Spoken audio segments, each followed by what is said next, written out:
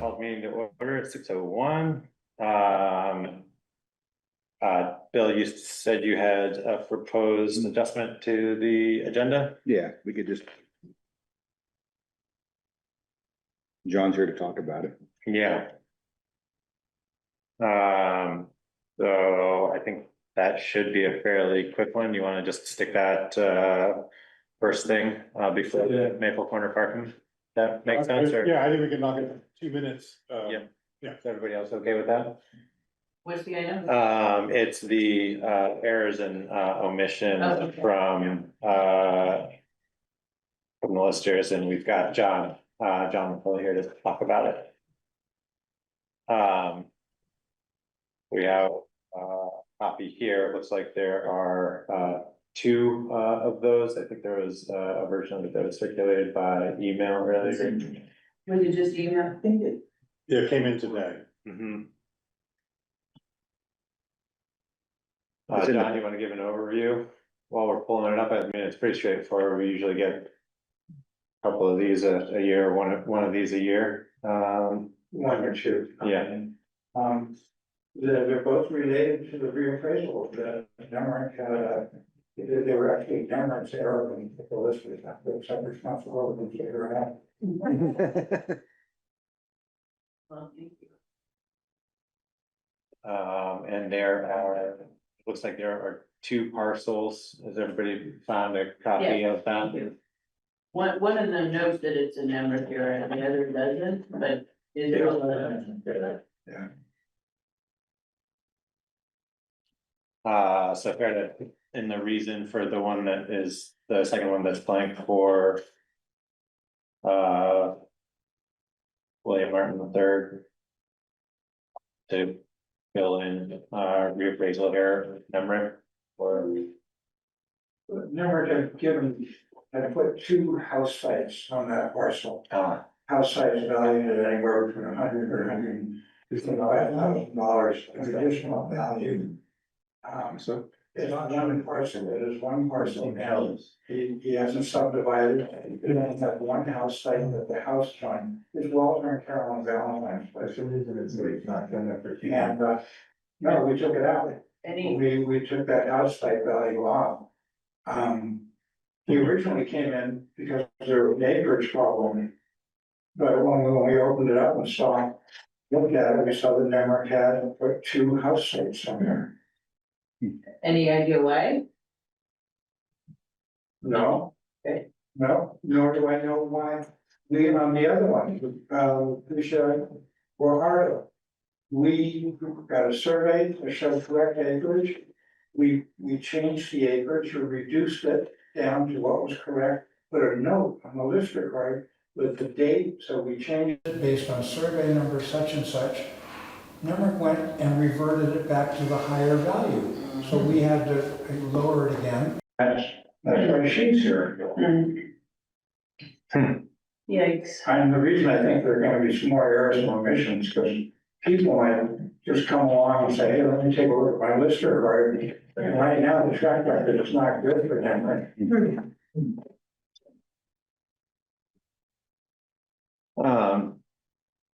So it looks like I see, and select board. Okay, so we already have the signatures from the select, or from the listers on the form. Does anybody else have any other questions about the errors? No. Can I get a motion to accept these adjustments submitted by the listers and have them signed by the select board members? so moved. Second. All in favor? Aye. Aye. Great, so we will sign this, we're all set. Thanks, John, appreciate it. Thanks a lot. Thank you. Next item on, thank you for adding that to the agenda. Next up, we have the Maple Corner parking conversation. So I think we should move into that. Jamie, how would you like to I mean, participate in that conversation so. before I force you to participate in a fashion. Yeah. Right, I mean, I'm flexible, I can give some background, I think Steve will make the primary presentation on behalf of the store. Okay, As this moves along and there are decisions to make, I'm happy to recuse myself from decisions as that feels appropriate. sure. And I'm flexible, but But knowledgeable. right, but I feel like I can provide, it's sort of an issue I've worked on off and on for 15 plus years. Yeah, I'm sure my decision. Yeah, so, She's the operator. Provide that. Yeah. Yeah, she's the operator. Yeah. And at the end of the day, I mean, she's Yeah. makes the decisions regarding the need. so if, before we dive in, I guess if, I'll provide a little extra context. I was actually expecting a few more numbers, token numbers of the public. It doesn't look like we have those, but I was gonna propose that we kind of work through this dialogue. I think that this is, kind of a well-established, known entity in the, certainly in the Maple Corner community, and we received I guess a handful, one complaint by email, and then more recently, and then I think that there's some known other members of the community who are finding the increased traffic a little harder to deal with. And so that kind of brings us to the present and talking about what the store has in mind and how we move forward and who's responsible for what. I think everybody is in agreement that we want to see the store thrive and be a robust kind of economic and community engine within certainly that neighborhood. But how do we do it so that the public safety isn't compromised, and et cetera, et cetera, et cetera. So so Steve, yeah, if you want to Sure. kind of dive into what the status of thought is with the store and the store board, I guess that'd be great. Yeah, thanks, George. And so it's a wide ranging issue, right? It's especially in July and August, as we were just discussing before the meeting started. It's particularly acute, considering all the people that come to enjoy the resources of Calais, and particularly First Pond, the store. The store definitely is a draw for people, and because of fine food, fine entertainment, all the things we've talked about. But the store's parking lot also gets used for a variety of other uses, including walkers, bikers, people going to the pond, people just walking. So it has to be a comprehensive conversation. The store definitely has its part of the responsibility. So with that being said, the preliminary proposal that you guys received basically outlines some of the steps that we would definitely take steps going forward.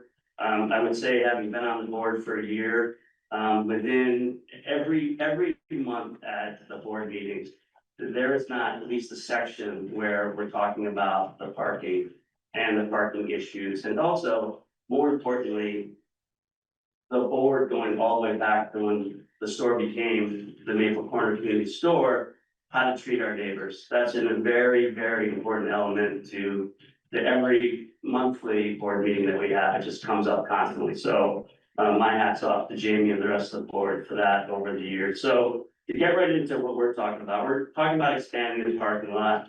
It would be to the north of the store. Currently, where the picnic table is, they've got the maple tree there. It's right to the right of our tenant's driveway / garage. And we think we can kind of excavate out there and create maybe 5 spaces right there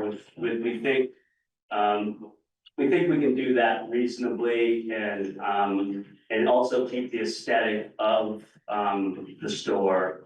I'll be frank, we haven't really had deep conversations about lines or what's the optimum parking at the Maple Corner Community Store, because on any given night or any given day is kind of predicated by what's happening. So like that probably could be more of a far reaching goal for us, but initially, I think what we'd like to do is create a little bit more space. So that's one part of it. The second part is that you guys probably recognize that there was the old sign for the gas pump that was out there. It's a cement. So we probably can get 2 more people with big trucks now just, park right on top of it. But there we could, actually create space, and we think that would be another maybe 2 spaces we could get there. Although I think it's probably being used right now to a degree. So we think we can get a total right now, and not quickly, but in process, 8 additional spaces, which would help. As far as, how we see the town being able to help us, the signs that go up to the north on the left-hand side, where all the big culverts went in on the county road prior to making the left on the Worcester Calais Road. Those signs, as we understand it, they're 12 feet high because they have to be 12 feet high. After spending a fair amount of time there, we have talked about it. It seems like we need to put signage down so that it's more eye level. We don't think people actually see those signs at all. So that's just our observation, is hanging out looking, because when you come through Maple Corner during a particularly Thursday night, Friday night, people are coming from the swim area, people are coming into the Wandy. That right-hand turn is particularly tough if people are parking there. So we would propose us paying for some additional signage on the 2 do not parking signs that are already there. And let me just get through this, and then we can kind of rip into this as we see fit. So where we need some potential partnership from the town would be just to the south and just to the west of the store on Kobe Heist's land and Rob and Anne Marie's. And I've spoken with Kobe. I've been trading voicemails with Rob about people already naturally park all the way up to Rob and Anne Marie's. If you guys know what I'm talking about, Rob and Anne Marie's mailbox. And what we would propose that the town do there is just make it so that it's easier for people to park there. Kobe Heist has no problem with whatsoever. I won't put words in the Rob or Anne, we haven't had that conversation yet. But I guess that would be a decision for you all in terms of, you're taking a little bit of space there. I'm not sure, I'm not an expert in roads by any stretch of the imagination, but we would make it so that it's easier for people to identify that that's kind of the offload parking on the right-hand side going up towards Kobe and Rob and Anne Marie's house. And then the last piece would just be, we looked at Kent Hill over by Chris, and I've known Chris forever, but his name I always screw up. Over there, the potential for some people naturally already parking there, but potentially creating maybe a little bit more wider road there for people to pull off. Those are kind of our initial thoughts on the store. To kind of recap, the store would expand, create, and then maybe make it for those overflow nights and days a little bit easier for people to park on the side of the road with the town's assistance. And then the other piece would be another sign so that people aren't in sort of that naturally blocking area right there. That's what I've got. Anybody, Jamie? Is there anything maybe you can't add, but I think I got it. Oh, yeah, this came out of us walking all over Maple Corner and looking at, and paying attention over time to where are people already parking? Where they're not able to get as far off the road as we'd like, and which of those areas could we potentially push back a little to give them a little more space and get them a little further off the travel lane, just to ease that narrowing.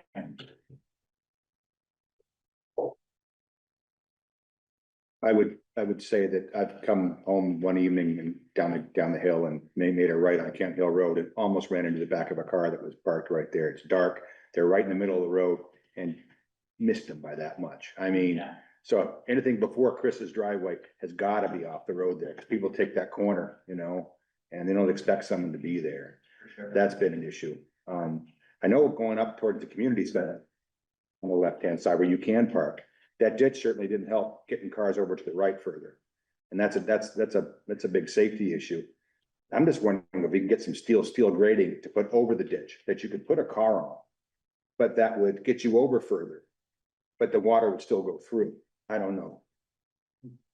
So the way it was set up, which I never fully understood, but it's kind of the way it's always been, is you're not actually supposed to park on that side, the ditch side at all. Oh, You're supposed to park on the community center side. Right.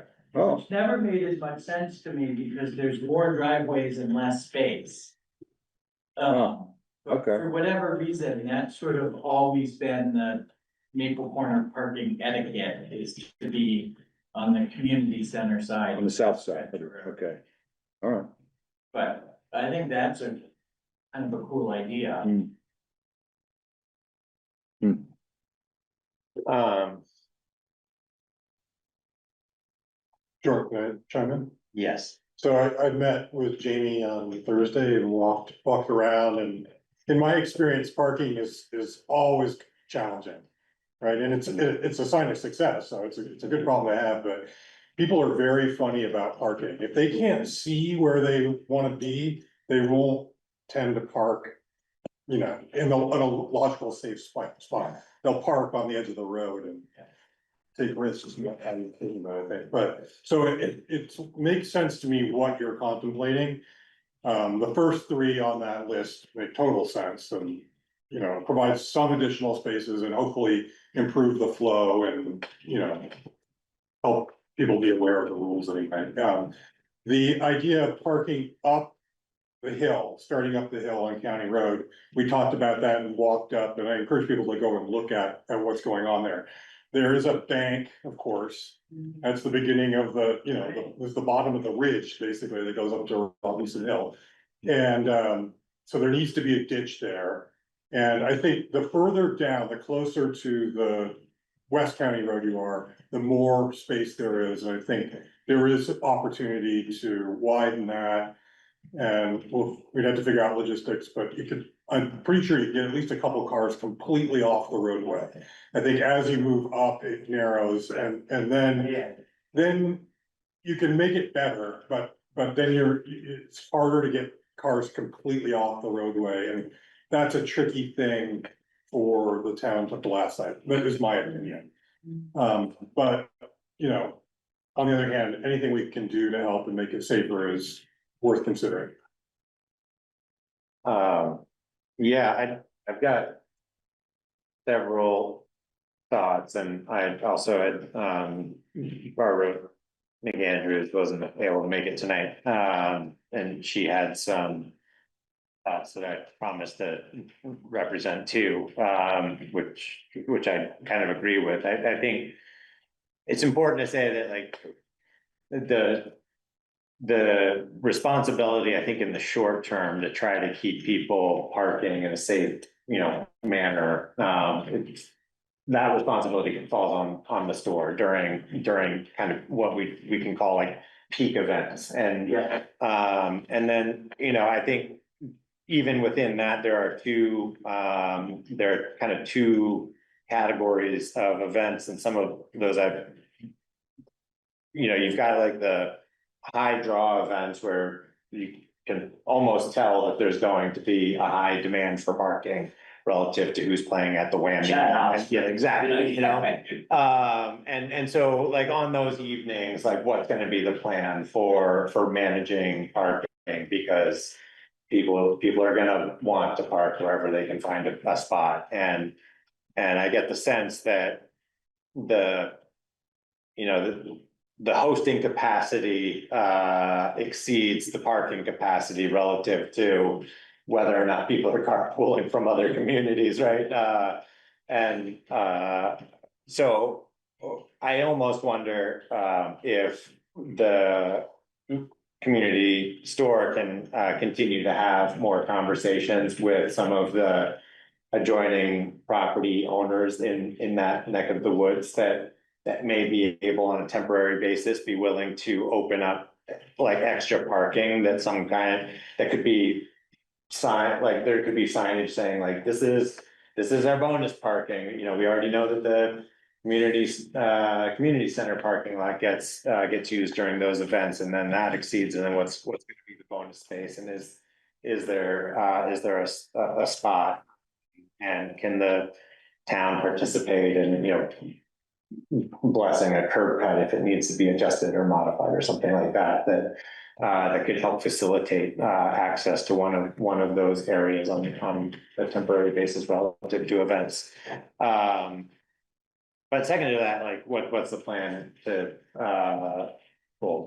before that, I guess, like what's the plan to kind of govern that space or that parking or parking behavior specifically around the store? I mean, you have the emergency vehicle passage through Maple Corner, that is obviously a consideration. You know, obviously, the communities and citizens passage through that corridor safely without a bunch of cars, you know, impeding or constricting the traveled lane. And then you also have, I guess, like emergency vehicle access, like to the store itself, should it need to be, you know, access to the parking area. And some of those events, like, can't even get around the rotary, or into the rotary. So it comes down to likely a staffing conversation and who's going to be the parking czar during events, as people are filing in and keep it. And is that something that the store is, or Whammy are willing to explore, to make sure that there's somebody dedicated to getting folks filed in there as reasonably as possible. And then, you know, the other kind of category I've noticed more recently is like people just being very liberal in their interpretation of what the edge of the parking is during like the lunch hour or afternoon. This year seems to be different because there's an additional like one or two vehicles that are like parking out into the road on that southern edge of the lot, like, you know, in front of the knotweed, and then like, I give them credit for being parallel, but they just seem to, you know, keep adding people out and, Yeah, that's what's going on. and. Going on today at lunch, I mean, that's. Yeah. Yep. So in the medium-term plans, is there a specific thought around like how to delineate between the parking area and then the end of the town right of way or curbing of some sort? I know there's some curbing in there, it kind of gets buried now, like where the sign used to be for the gas pump, but was that part of the initial thought process or consideration? We haven't really discussed that, but I could imagine. I think it's true that delineation between road and parking area gets blurred easily. And part of it is because where it goes into Kobe's driveway, like the culvert ends way back from the road, and so cars keep parking. It would be interesting to see where that curb material would go, but I think that's probably a good idea. And in terms of a parking attendant, you know, I think we certainly could, you know, hire somebody on whammy nights, but really it's as frequently an issue at lunch, Right. at night, or a random, you know, Saturday afternoon, there's an event at the community center. And so all of a sudden, there's 40 cars in Maple Corner for the community center. Today, I mean, I was up there today, riding my bike around, as you can imagine. Packed, the Yeah. swimming, Right, and half of them are at the store instead of the community center. and the cars were out, I mean, this was the time we were there at 1 o'clock, I don't even remember now, but. yeah, they were already, it was like almost like a whammy night. Yeah. What is it Monday? Right, and we've thought about, we had a conversation about, should we be strict about Right. customer parking only? Right, we could put up signs, we Yes. could enforce, we could make fake tickets to put on, right? Yeah. But then that's just pushing those cars out to the sides of the roads, Mhm. right? They're still gonna park somewhere in Maple Corner, if they're meeting people in Maple Corner. So I don't think pushing them out of our lot, Yeah, so it solves sort of part of our component of the issue. But it doesn't address the broader. I mean, I think that like if that is something that the store is willing to entertain, I. Just from the rationale of whose responsibility is what, I think that. If the store is willing to kind of spend a little bit of goodwill equity and trying to push that volume out, that is then. Community usage that then I think starts to fall more squarely into the town's responsibility of like people who are at the swim area. Or who may be like biking or walking the loop or mountain biking in that area. And I think that those are activities that we probably would like to encourage, but we would give the town. If we could start to quantify what that overflow is, like during the day and the afternoons, maybe that's something. That's quantified information that we can then start to hang our hat on for like exploring. Maybe we want to look at how we address the swimming area parking capacity or again dovetail into a conversation with an adjoining property owner about like making some other communal parking available in Maple Corner that the town could contribute towards developing. I'm pretty squeamish, I think, about personally about trying to expand the parking along the right of way, like up or down the county road, just because of all of the like knock-on considerations that come with it, in addition to public safety. I mean, I think we have to do a little bit of homework on how people deal with that, like whether that's even like an acceptable use, like the town sanctioning, parking in the shoulder area of a road. Seems like a bit of a quagmire, but in those particular areas, we have like water infrastructure and drainage, and I think that that's a pretty creative idea with the grates, but I can see that being a perpetual maintenance issue, unless that you're talking about having like something that could be easily cleaned out, a piece of infrastructure that could be easily cleaned out, like a few box or something like that, or that, extending the paving, Right. which is gonna, get other hackles up, but, yeah, I guess Jordan, I'll play a little devil's advocate on, because we have talked about neighbors in yards and things like that, and that's come up, right? Because there's Sure. a lot of space here in Vermont, and then there's not. yeah, of course. With no parking. With no parking, which is, it's kind of crazy, right? And people open up their land to parking, a different, like a little business now, and Would it be possible for it though, Yeah, there's a- employees to use that? Yeah. yeah, so it's a little, like, Right. now the onus goes on to them. And parking, where there's parking, unfortunately, there's problems. Mhm. It's- Always. it's- Yeah. Yeah. And so we gotta that's why we wanted to put this forward, because until someone says, okay, I'm opening up my lot.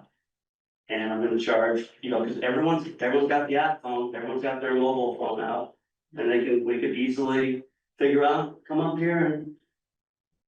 Right, and we do have a couple of people we intend to talk to about that, but I will also say 10.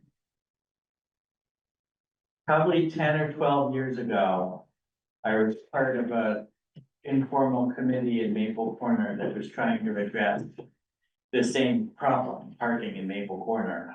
And we spent a year and a half and talked to probably 30 landowners within a mile of the store. To try, we were looking at, we wanted, ultimately, we were talking about a park and ride was sort of the start of conversation, because at the time there was some state money for developing park and rides.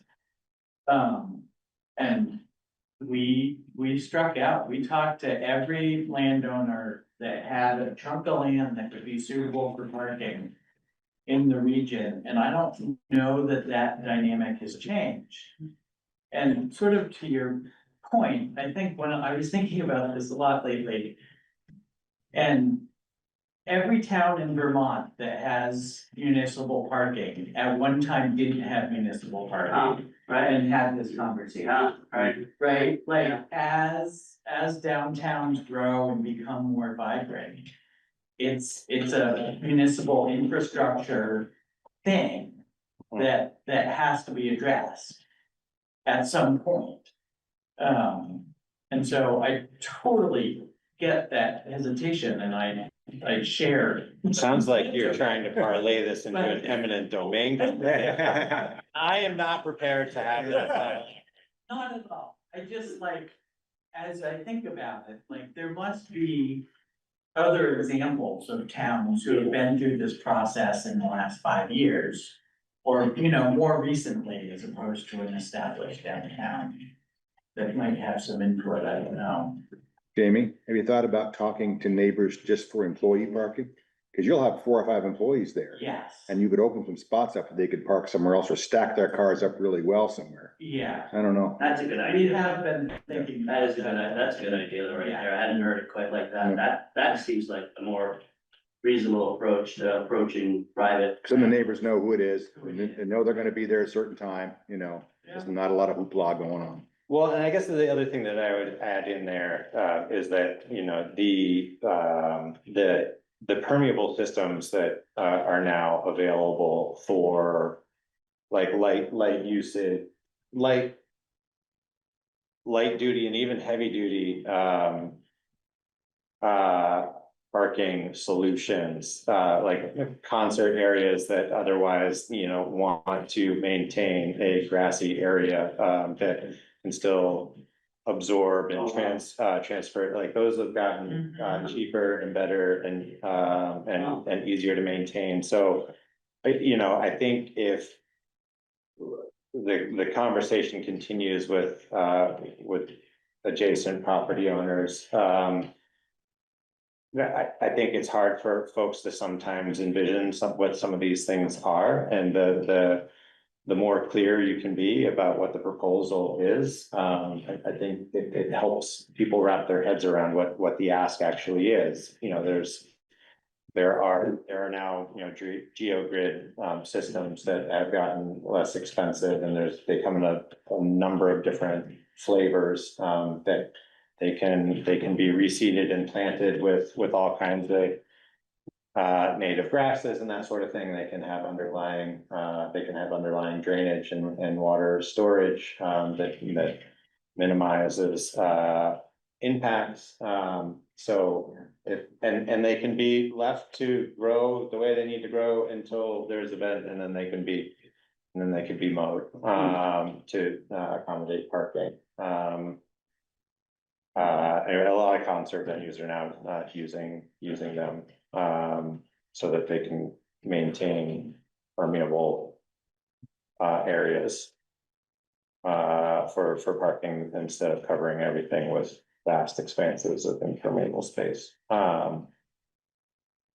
Anyway, so I think, thank you for the time and consideration, and willingness to address the issue. I wonder if it makes sense. Is it fair to say that that the store is committed to trying to manage parking in the short term to minimize traffic impacts? And then we'll be exploring signage, and could it be would it be fair to have, put this as, something we can have an update on, maybe in the next, meeting? Just to see kind of Couple meetings. couple, yeah, Couple meetings. few meetings away, okay. So we'll try to do another month cycle, and then at the end of August, have a check-in and see how the rest of summer event scheduling and management goes and have a conversation about what, more specifically, what signage you were thinking about having Mhm. put in. Yeah, Another idea, as far as the town potential that might be, or maybe the LCT has some, resource or something about town municipal parking. Examples of what other. Yes, and also issues regarding right of way, parking on the right of way, what we would need to think about, and address. And if the road crew has any thoughts about the drainage issues and potential solutions. Yeah, we didn't talk about that specifically. We talked about the things that were on the proposal. They had a lot of questions about how will they be maintained, you know, specifically that stretch in County Road. Yeah. yeah, I mean, I think that being on a hill, I think I would, if anybody looked at that, I think that they'd already kind of considered that the ditch on that west side of the road is already kind of inadequate, where you're talking about going up kind of the paved section of They're already, they're. county, and then, Yeah, and I so, didn't realize how close the bank is. And- It's right there. and I have to assume that they're ledge pretty quickly, so like, I wanna be realistic about how much, Right. There's you might space be able there, to get but a there's not- half car width. There's space there, but there's not. Yeah, that seems like, again, like, I think we're talking about more than 4 or 5 worth of vehicle issues here, gathering 5 here and moving 3 here. I don't know if that solves the problem all that much. It helps. Every spot helps. Yes, Peter. May I just ask a question? What is the capacity of the Maui Bar and the store? And that's pretty flexible, especially if you're doing the store. You can have 10 people coming through all at once and running there, but do you have an idea of the capacity of your Maui Bar?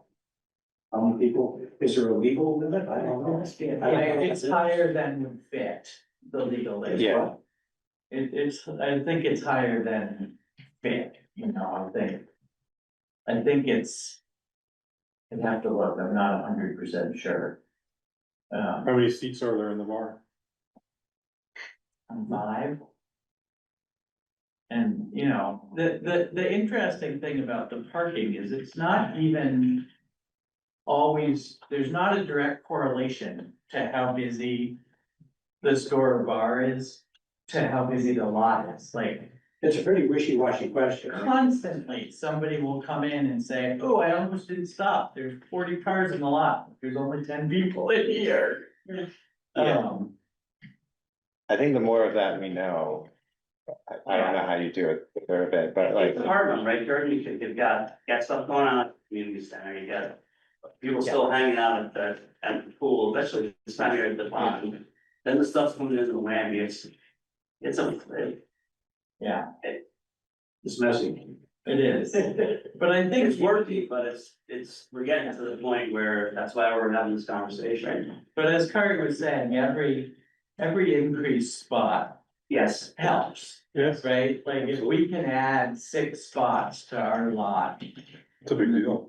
that makes a big difference. And maybe if we, you know, maybe there's a world in which we get, whatever, 3 spots going up on a shoulder somewhere. Every bit helps. well, again, thanks everyone for the time. I think this is a good conversation. It's a problem absolutely worth solving, and there are other parts of the community that, you know, will want to explore more things, so a lot of opportunity for education. we're on it, we're starting to work on it more and more as the board, so. Yeah, Thanks for thank your you. time tonight. Yeah, everyone. thanks, Steve. Have a great rest of the summer. I think it's impressive that you spend so much time on it. What's that? It's impressive that you're spending so much time on it. It's not an easy question, and it's, maybe it's saying there's only one way to do it. Yeah. I appreciate it. Yeah, well, thank you, Peter, I appreciate the feedback. So the next item on the agenda is a check-in with the planning commission. And an update, which I imagine largely revolves around town plan status. Wait, did you have some slides you wanted to share? I just had one thing I'm gonna submit, if that's okay. Yeah. Second. Okay. I think I'm logged, I think it accidentally logged me in with the Calais login, so I think I can just go ahead and post. Oh, you're the other team cows. Okay, great. That's great. So, and since this is the first update I'm giving to the select board, you guys feel free to, let me know if the format works or if there's other things you want updates on, but about a month in on the planning commission, and just to kind of start off with personnel, we do have 2 open seats still. Talked to Carter about this last week. Still looking for 2 people, one person who potentially maybe the person to be a clerk at the end of the summer. But we did elect Vicky Arthur to be our clerk.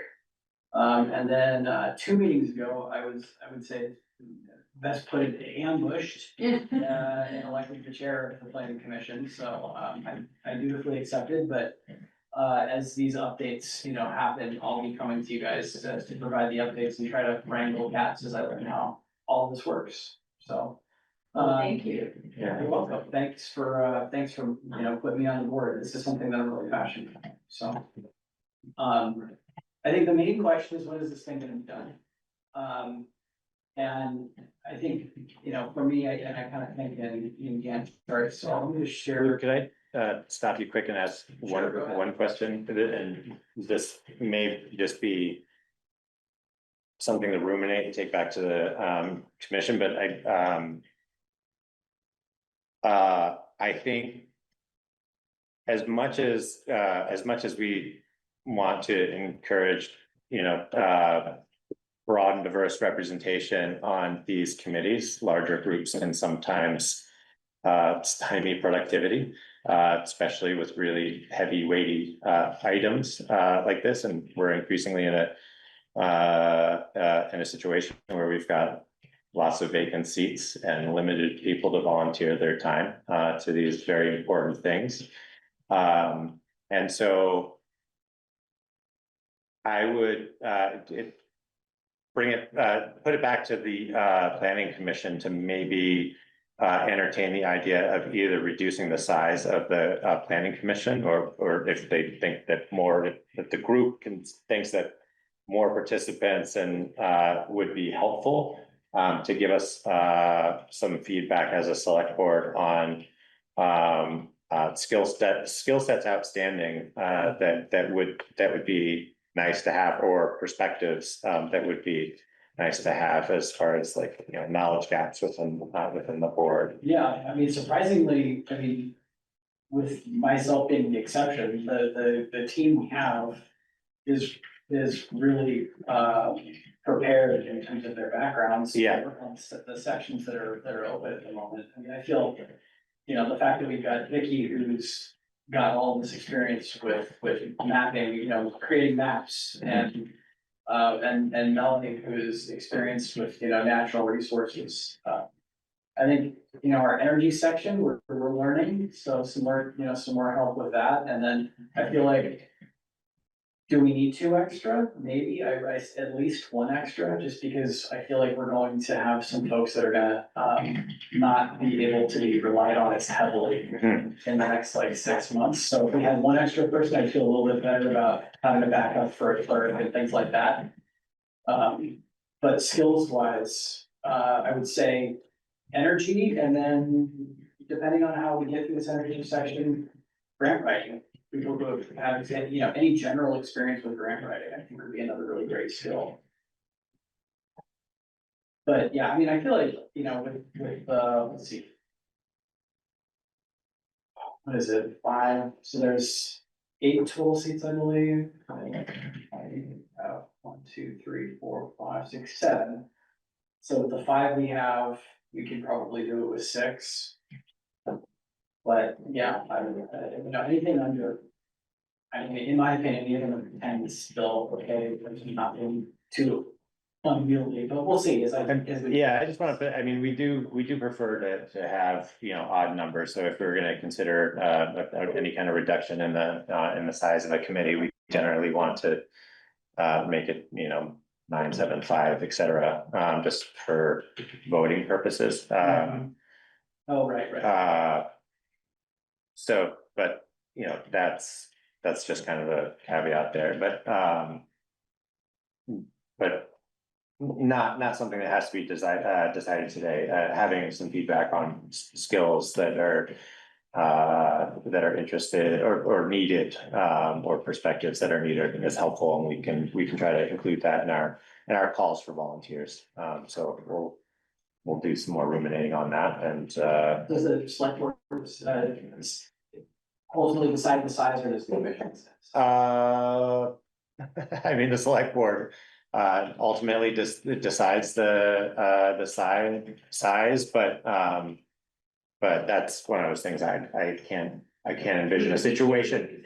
Yeah, we deeply care on what's functional and reasonable, for the committee, so that would come from a lot of input and blessing from the committee as a whole, certainly as the chair, on how to manage kind of that size. So but in the short term, anything we can do to be more specific in our calls for the types of folks that would be ideal candidates, and really help kind of round out the skill sets would be great. So we'll take grant writing always, and we'll try to include some energy as well. Sweet. Yeah, thanks. All right. Sorry about that. Anyway. No, that's totally fine. That's one of the things that I wasn't sure that was totally under our purview to change. So there's kind of, I've broken this up really into, to 4 major initiatives that we're working towards. So the first is just the town plan revisions. Bill, so we have 4 different sections. I know this is kind of hard to read, so I'll try to zoom in a little bit,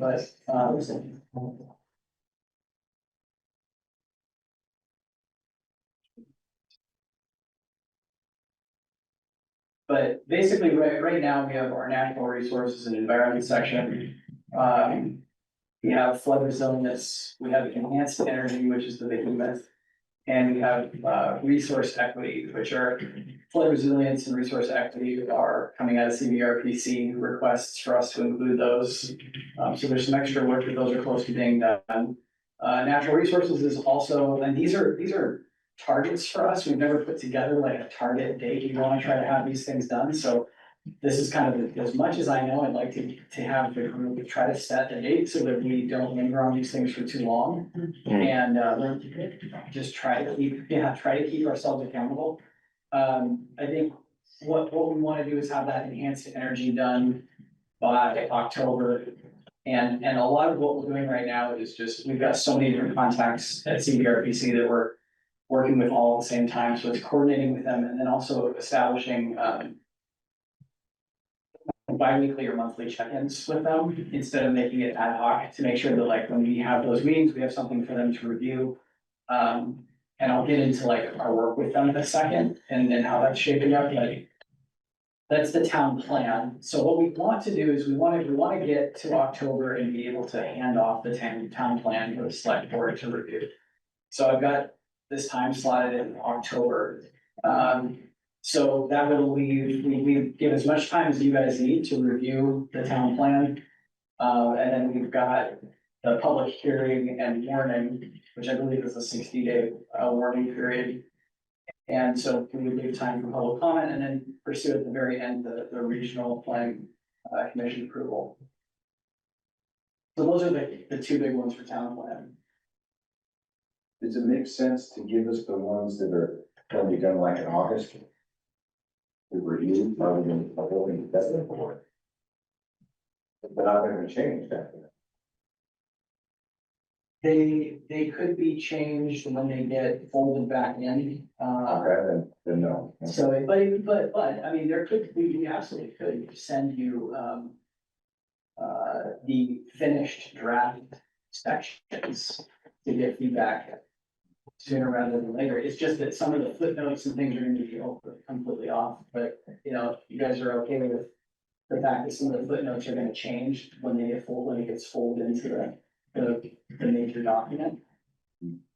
The content would likely, you know, we could finish those sections and send them over for review. I think that's a good idea, Bill. Yeah, Yeah, okay, yeah, give us more time. okay, so then the timelines. The only thing I would ask that if we are gonna do it that way, then any changes made after we've gotten this first draft need to be, highlighted out, so we know what's changed, otherwise we're doing the whole thing again. Well, and I don't, and if there's a chance they're gonna change it, I'm not gonna send those sections to you guys, because that could just become an endless loop, so. Okay, But I need to get through the resource equity portion, it's basically the entire town plan, looking at it from an equity perspective.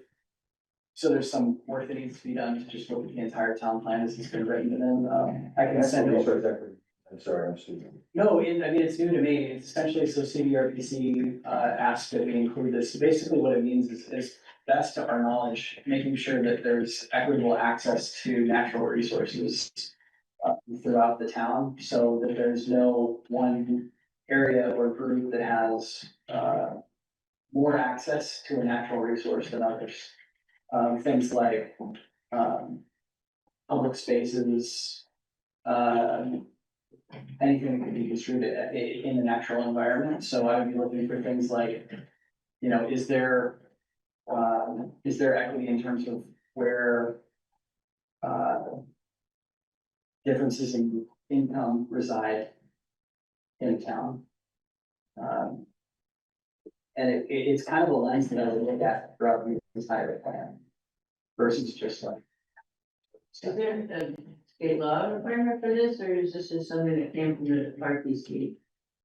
I believe there is a statute, I have to go back and look which one it is, but yeah, I believe there was a statute that we at least include, so we could at the very least just say a one-line statement that is basically like, you know, that the town recognizes that we will do our best to make resources equitable. I just didn't feel like that was enough to basically just put a disclaimer, throw that in there. So my goal was like, well, if I can look through the doc objectively and see, are there places where there could be differences in equity? Would we update it? And, you know, would we do something a little different? But we only have authority over town-owned resources, correct? I mean, you can't tell somebody that they have access to somebody else's land. Right. You know, I mean, Yeah, right. so it's only town-owned resources we're talking about. Yeah, exactly. Okay.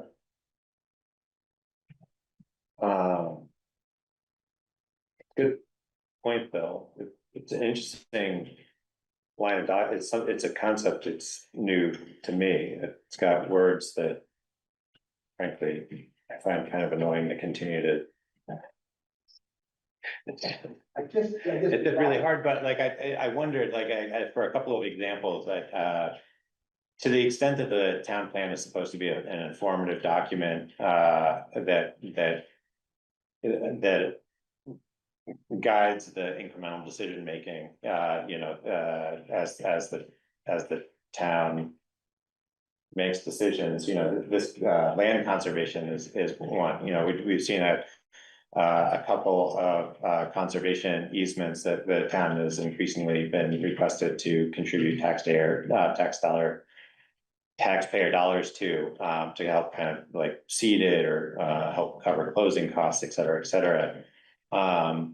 And, you know, a couple of times we've discussed whether or not those easements have, you know, a certain right or protected right of public use or access that has historically been present with the private ownership of that land. And I wonder if, codifying, the prioritization of something like that. When we are considering those uses of taxpayer dollars for conservation exercises, if that then gives the town a little bit more leverage in saying like, this is in part how we're trying to manage equity to access to natural resources or conserve spaces,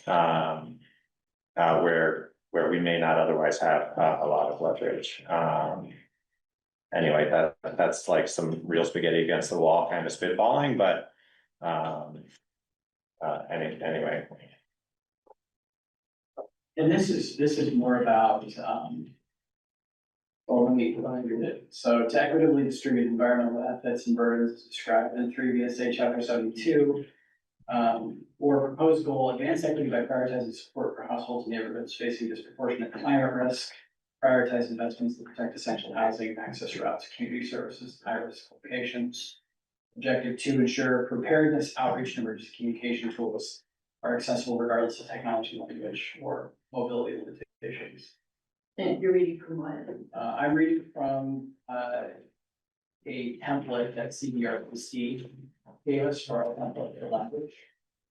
And it sounds like it's focused on disaster response. Equity distribute environmental benefits and burdens, and so there's that piece for equity in neighborhoods facing disproportionate. So It's complicated, I'm sorry. Yeah, I would recommend not delaying the town plan, it's like super duper job. yeah, That doesn't make sense. yeah. I'm sure. No, I don't think at this stage. There's any like risk to taking longer just to take a look at the town plan. Under this guise, so understood, but this is something that CBRPC gave us, I guess, a month or 2 ago and asked us to. Yeah, it seems a little late in the process, please, Mike. Sorry. But I don't see, I'm looking at the statute, I'm not seeing any mention of it, so it may very well be for the plan. But I don't wanna delay this plan any longer. I mean, our goal, I think, is to have a good town plan, that's really. Yeah, ours too. So the second or third section here is around traffic calming, which is something that Jared, when he passed the torch and introduced me to some folks at CBRDC and V-Trans to continue work on the traffic calming study, so. It's on 14. On 14, yep. So it's kind of stalled out in terms of being able to party, but it's kind of stalled out in terms of the work that we're doing with V-Trans. We're kind of trying to escalate it and get some more conversations going and see what's preventing us from getting this going. I know there's a meeting that we're trying to set up right now with V-Trans. But one of the things that we brought up on the meeting this last week was to talk about, we'd like to draft another memo or letter that we can, in conjunction with the select board, send to their media, legislators, whoever, to talk about the seriousness of not performing a traffic calming study or doing something about the risk that we have on Route 14, especially. Yeah. Last month, the deaths of the 2 kids on Route 14. And it's just, I think a lot of people feel like it's just a matter of time until something happens, closer to the store. Well, right, and we keep hearing they're gonna do the study this year, next year, this summer. We just, The last thing we heard from Ruben at RPC was it's on indefinite hold. oh, And that's the planning commission, to their credit, didn't like that response, so right. Is we'll it- try an alternative route. So, yeah, is it funding issue or is there a problem? It has to do with procedure, I think, and V-Trans approving materials or approving these demonstration studies. And guidance changing from V-Trans, so, yeah, so we're working to get to the bottom of that, yeah. I'm the alternate, representative for the CVRPC, traffic Oh, great. transportation advisory committee, yeah. So many acronyms. And there's a meeting, tomorrow night that I'll be, attending, so there's always a roundtable of topics, and Ruben is always a part of that, and so I'll bring it up, in that meeting and try to press for a little bit more definitive, aside from it's on, indefinite hold, like what's the source of that hold, from V-Trans is, that I'd be curious to see if it's funding for infrastructure projects that are being underfunded or underallocated at the, from the federal budget. I was just reading today that like the almost $0 have been allocated, from the federal government that have been budgeted for, but not actually authorized for distribution. And I wonder how much of that is a part of this as well. And are there other sources of funding, that could be pursued, maybe, or something like this? Yes, any help with that would be fantastic. Okay. We move that along, but we are gonna have a meeting hopefully set up with V-Trans soon for the next couple weeks too, so that'll just add fuel to that. Okay. I encourage you folks, if you haven't given much thought when driving Danville, that was a hot button issue 25 years ago or so. They were going to first bypass the village, and the debate was whether they go north or south of the village, just like they planned to Plainfield, Marshfield. Of course, pushed back on that. They said, okay, we're coming through. We're gonna widen through your green and everything else.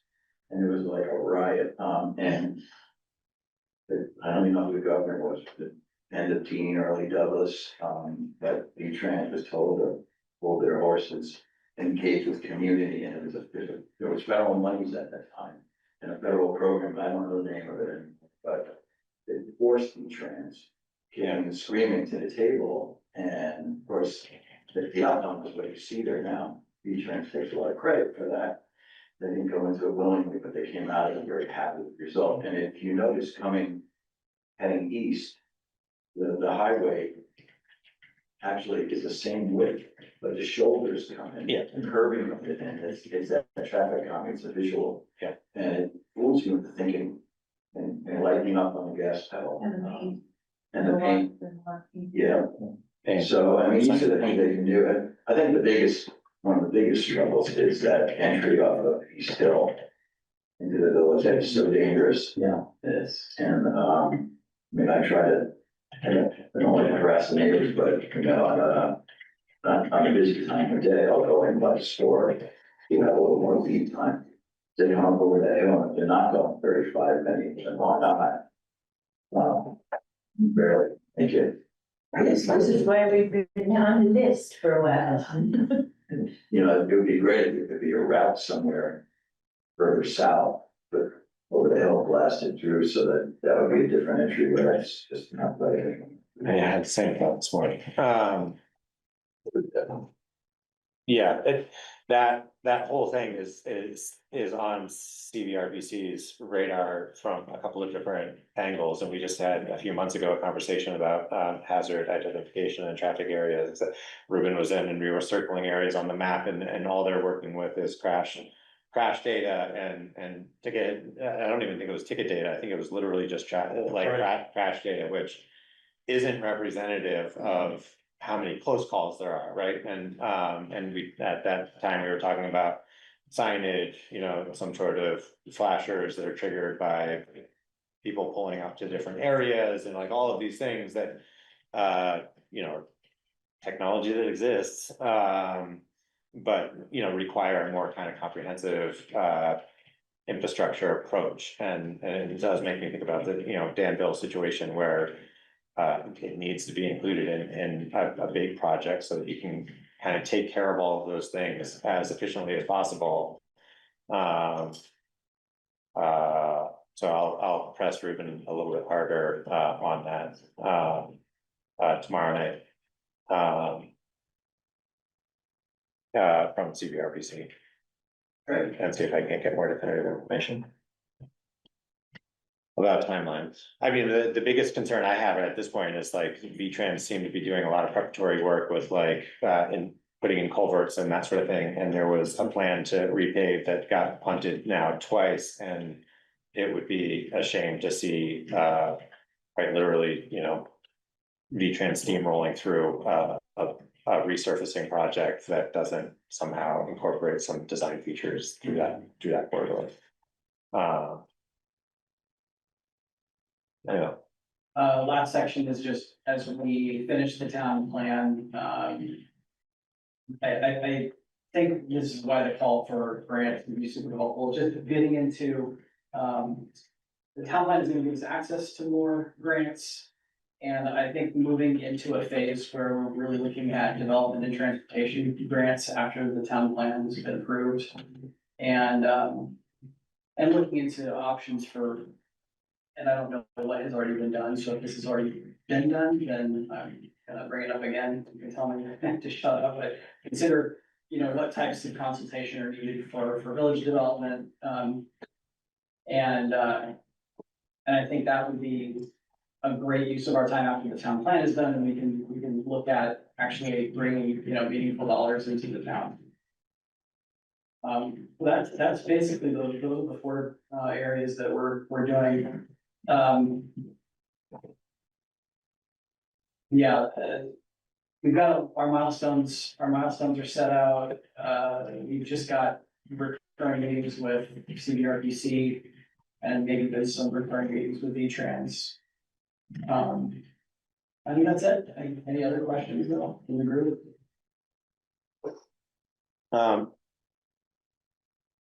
So initially there was a thought to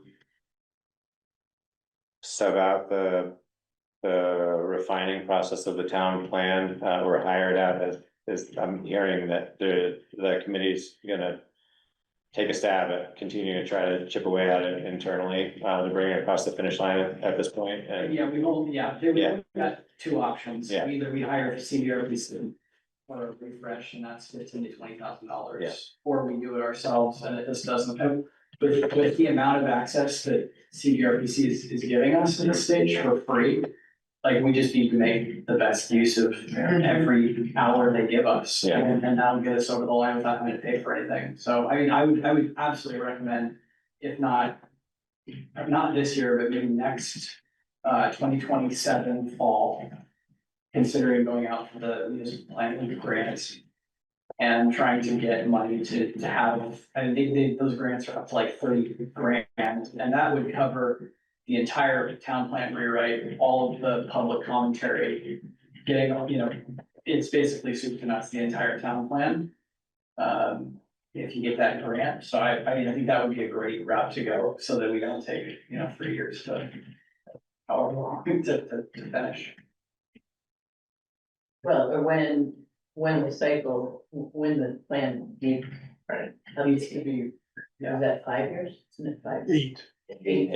but I think it's typical to do a mid-cycle Like refresh. a refresh, yeah, and that's cheaper too, that's like 15, 20,000, but it's still quite a bit more than, you know, than we have in our budget, so. Thanks. well, thanks for the time, and thanks for accepting the role of Yeah. chair and jumping headlong into adding some structure and to the process and providing the update. Yeah. We really appreciate it. Any other select board members have any other comments or questions at this time? Did you have any questions for us, or? No, I mean, you answered the questions, I've just been shooting them over to Kari in the last couple weeks, he's been answering them for me, so I think I'm good there. Oh, actually, no, I do have one last question. If we write the letter about the traffic calming, can we, you know, maybe this is something you guys can either talk about at some point later or now, but would you guys be willing, you know, to sign on to say that it's been sent by the Calais Select Board. I mean, I'm not expecting anything crazy. Absolutely, well, I mean, I can't speak for anyone, but like, I don't see why we wouldn't want to do something like that, Okay. for sure, and. Given that, the recent fatalities, I mean, within the context of, we've spent a lot of time talking about traffic calming and speed limits and enforcement, and we've increasingly increased our, budget for enforcement. And maybe we've made a dent, but like, we're always going to have an enforcement issue and be limited by our budget. And so this is a perfect example of a corridor that is in desperate need of design work to fundamentally change people's driving behavior, as opposed to relying so heavily on just purely enforcing a speed limit in a corridor and stretching all the resources involved in trying to take that approach. So I wonder if in that letter we lean on that particular rationale. It's the most dangerous spot in town, I would say, and it's not within our purview. Right. We need help. We need help. We need help. From the state. From the state. Well, thanks again, Luke, appreciate that. The next item up is the NEKCB use of right-of-way application, which is a topic that we're revisiting. David had come in a month ago-ish, I believe, to kind of give a preliminary overview of this permit, which was a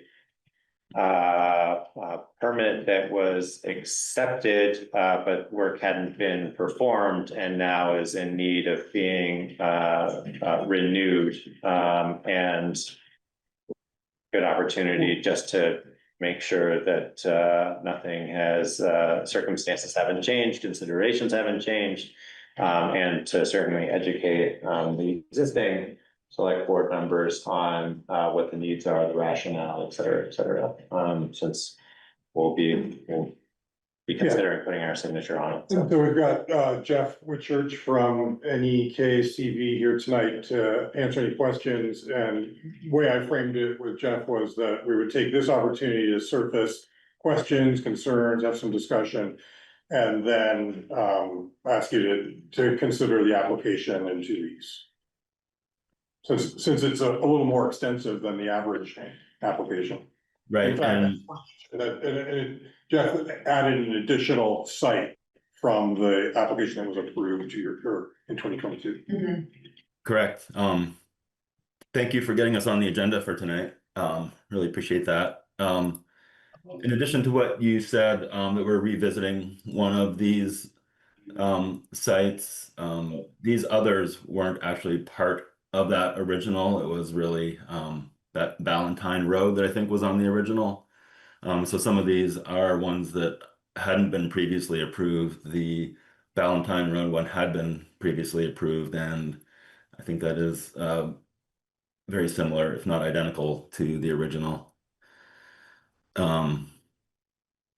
And yeah, I'm happy to answer any questions or go through each of the sites. I don't know how you want to proceed with that.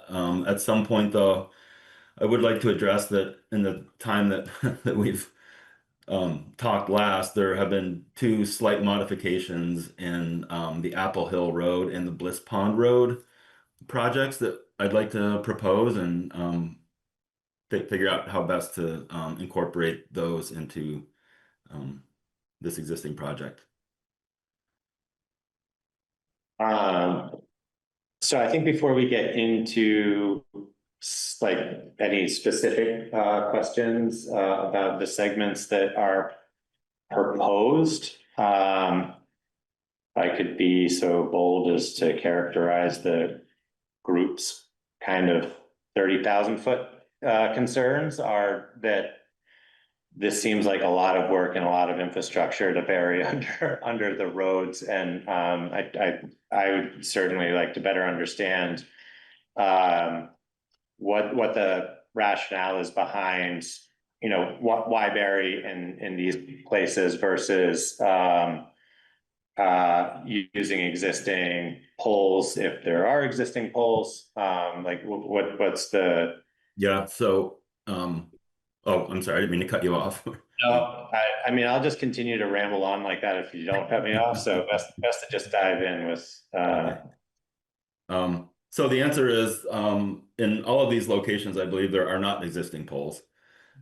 Installation of poles is a lot more expensive, than going underground, requires more yearly or, biannually, every 5 year, 10 year, whatever maintenance. And frankly, a lot of people don't like to see that outside of their houses. So it hides the infrastructure, cheaper to install, cheaper to maintain. And there's no existing poles in these locations. They're usually extensions off of existing poles. I think we'll see in all of these that they're either connecting where two poles have ended on either ends of lines, or just continuing as a longer run off of an existing end pole. Can I ask about that? Because I had a chance to look at this more closely. Jeff, the Jack Hill installation, it looks to me like there are poles along Jack Hill Road. Can you? Jack Hill is part of the Moscow Woods. Okay, part of the map. Moscow Woods. So that's okay. Moscow Woods has poles, they're just phone poles, but there are poles there. I think though those poles are not there anymore, actually. No, they are, if I mowed around them. Really? I don't think they go all the way through. They're not all the way through, they do not, but they go up and they go up ledge. So that's interesting. So that's let's see, one GP4, just 1 second here. But it's just phone, that's it. Yeah. Yeah. Okay, so the poles that are shown on that map, those actually do exist. Are you looking at the map or? Yep. Okay. So do the poles go from, that south side of Moscow Woods Road, where it says, P04436? Those poles exist from that south end of the red line on Moscow Woods Road, up 5 poles. I think that needs to be confirmed, but that's a question for this application. Yeah, and I actually, from our end, I have it marked as we did confirm that, so it's, Okay. but I'm not saying you're wrong at all. That could have been oversight, but we can verify that. And if those are poles that are usable poles, we can definitely go off of that last one. Because we will use existing poles if they are there. So back to my question about Jack Hill Road, Yes. that's the other road on. Right, that's the this. one just west of Moscow Woods. Yeah. What was your question about that again? Sorry. Oh, there appear to be a lot of poles there. Yes, and in our field notes, we have that those poles don't actually exist there. And to your point that you mow around them, I'm not going to argue with you on that. We would have to go back and verify our own records then. Our field crew may have miscommunicated to our design team on what was actually existing out there. I don't remember Jack Hill so much as I remember Moscow Woods, so I could be in there, but there's a bunch of pole markings on there. Yes, there are, and those are all shown as moved. So we have our records indicate that those used to be there and they're no longer there. There's a history of poles being left up, but they're not supposed to be left up, they're not being used. I don't know how that applies to that. well, yeah, I mean, my lay understanding of that is basically that the power utility generally owns the pole, and then they're leased to the communications companies, and then if the power company is going to install new poles, they cut the tops off of them, and after they've hitched their lines to the new pole, or cut the tops off of them so that they're shorter, and now they're only They're in- communication poles at that point, right? like orphaned poles. I've had the experience of having to deal with one like that, and nobody wants to take responsibility for it Exactly. because the power company says, well, it's not ours, we're just waiting for the communications company to take their lines off of it, and then we'll remove it, but it's all our map, and they start to exist. Anyway, I wonder if, like, for the purpose of clarity, it is a little confusing because there's only one key on here for an icon for a pole, so it's unclear which ones have been verified as. You're as exactly existing. right. And so just talking it through, the last pole on Moscow Woods Road is that P04436, that most southerly one that we say in the project description that will go underground from that going north along Moscow Woods Road.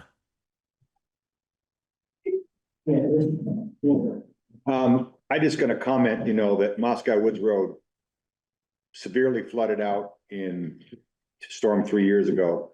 And considerable effort was made to harden the ditches and do work to make sure it doesn't happen again. And how is that all gonna be dug up and put back the way we had it, so it was hardened? So is there, All the hardening comes out of it. is there riprap in your ditches Yes. through there? Does your right of way extend beyond the riprap? Yes, but there's a steep bank just beyond the road. Okay. And beyond that, while we've made best plans to harden that infrastructure, I mean, I think it would be hard to say that it's impossible that that segment of road or some of those segments of that road wouldn't be susceptible to future washout, even with Absolutely. and so I think that there's, you know, a fairly notable risk of there being utility infrastructure buried in a road where even after it's been hardened and replaced, we will have utility infrastructure in there. Completely understood. And we ran into that in Charleston actually last week, and you know, that's great to hear that history of that area, what its flooding history is. And so in this one spot in Charleston, we decided to go aerial, and we can install poles through there if we need to. So this, you know, if everybody's amenable to it, and this turns into something that would be a much better idea to install poles, we can go aerial through there. And from what you're saying right now, it sounds like that might be the case. All right, is the road crew looked at any of this yet? Yeah, they've seen it. Okay. I mean, to be blunt, they were a little taken aback by how much. And it's also in the context of I think it's getting more increasingly challenging to identify where there are buried lines. Part of that is DigSafe, and the service that DigSafe provides is, I think, less reliable. That's my understanding. It takes, you're supposed to give them at least 3 days, but sometimes that's not long enough, and the quality of the work that we've gotten has not always been the best. So I think that's sort of coloring their view. Well, and my understanding with DigSafe, for the most part, they're using like more powerful metal detectors to detect where these things are, and you've got fiber that is not generally cased in metal. Is the design of these buried lines, or I guess the material that's being used, are they somehow We put a tracer detectable? wire through them. Good.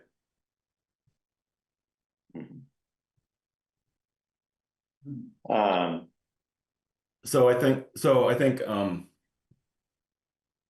it would definitely be a good idea for us to go out there with your road foreman or whoever you suggest to go out there and take a look at this and come up with a real world solution to getting fiber through there if that's what's wanted.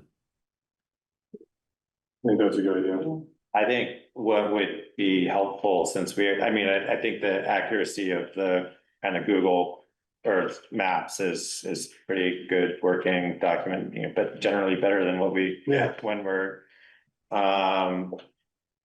what this doesn't include is like the, position of any culverts within any of these segments. So I wonder if it would be reasonable to ask the road crew to take these maps and spend some time looking at these, noting on these maps where there are culverts that cross the road, and then also, you know, find a way to kind of reasonably note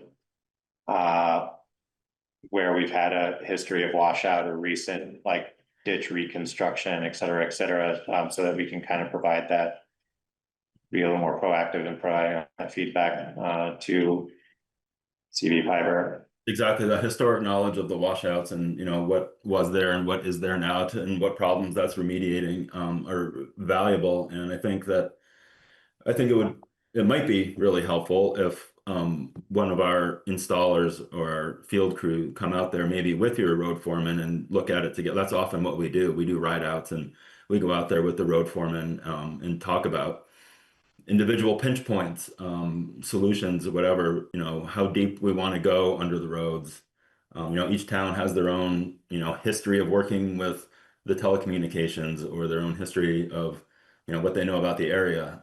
And they've come back with, you know, we've latched onto the fiber cable that was buried only a foot below the surface. And so, you know, our goal is to figure out what that sweet spot is for the towns and make sure that we're getting low enough that excavators aren't going to latch onto anything during regular road maintenance, during flooding rehab, during snow removal, any of that. And I have heard horror stories about other utilities in the past saying they're going, you know, 3 feet deep and it heaves up on the surface the next. Yeah, I mean, Right. everybody who has dug in Calais is pretty acutely aware of, you know, the ledge not being all that deep underneath any of the surfaces. And what's the contingency plan for running into any of those segments? And there's a couple of contingencies for that. One of them is if we can't get to the desired depth, we'll encase it in concrete. So the excavators will hit that concrete before they'll dig up the wire. Another is, you know, going deeper or.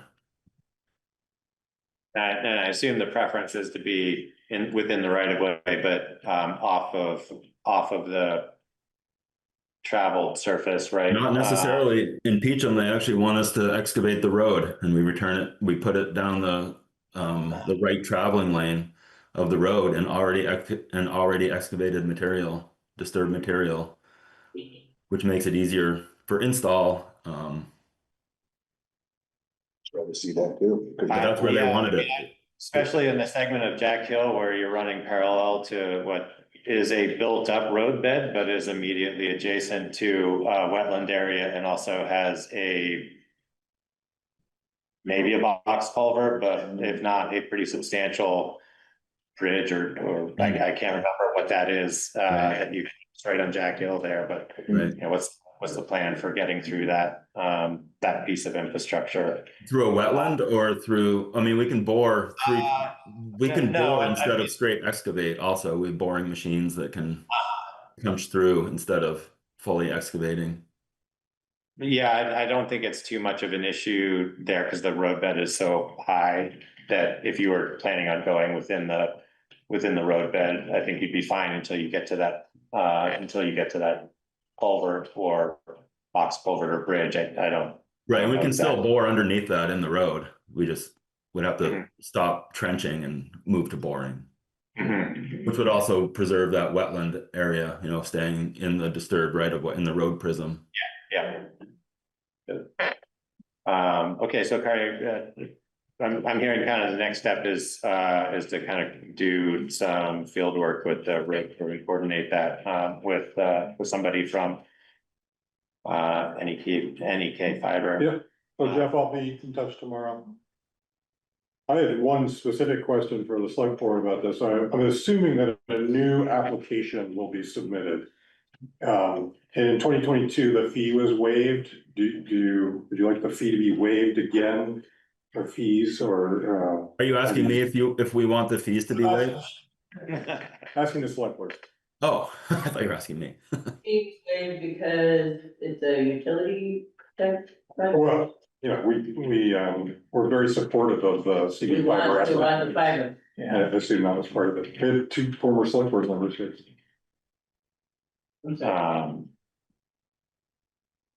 Yeah, We're not I- that concerned with the permitting application fee.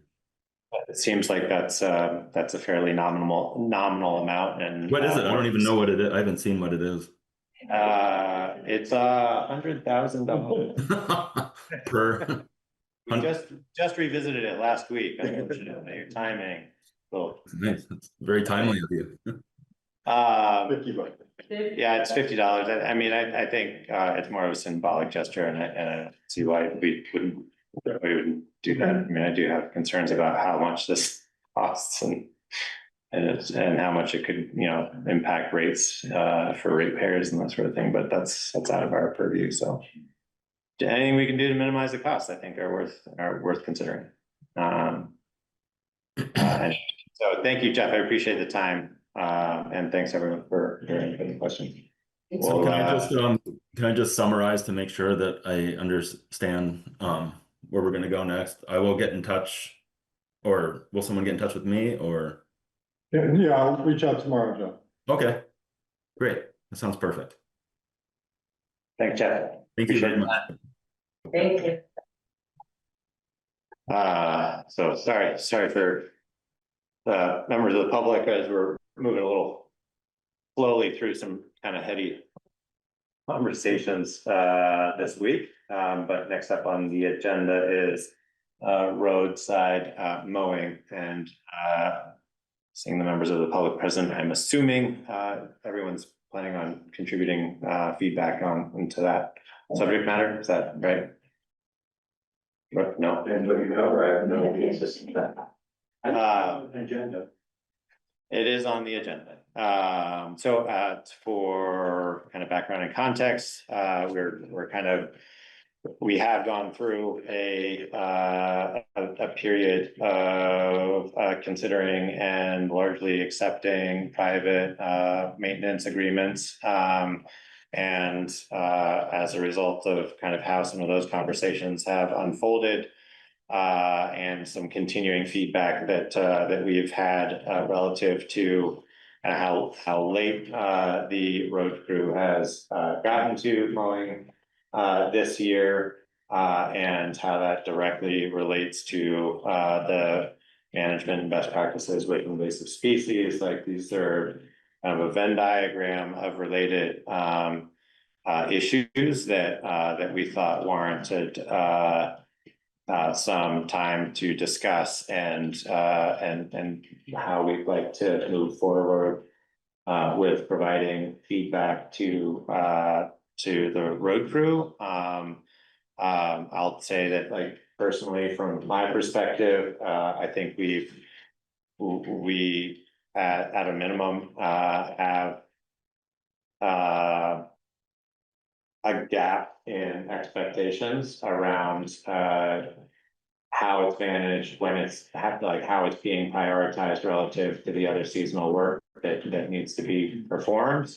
And I think that there's a need for some two-way dialogue to be had around both providing the select board a little bit more quantitative information around how long it takes to actually perform the roadside mowing and townwide, and we also need to establish what the expectations are for when it's being done and what segments, if we need to look at the seasonality or the frequency of that.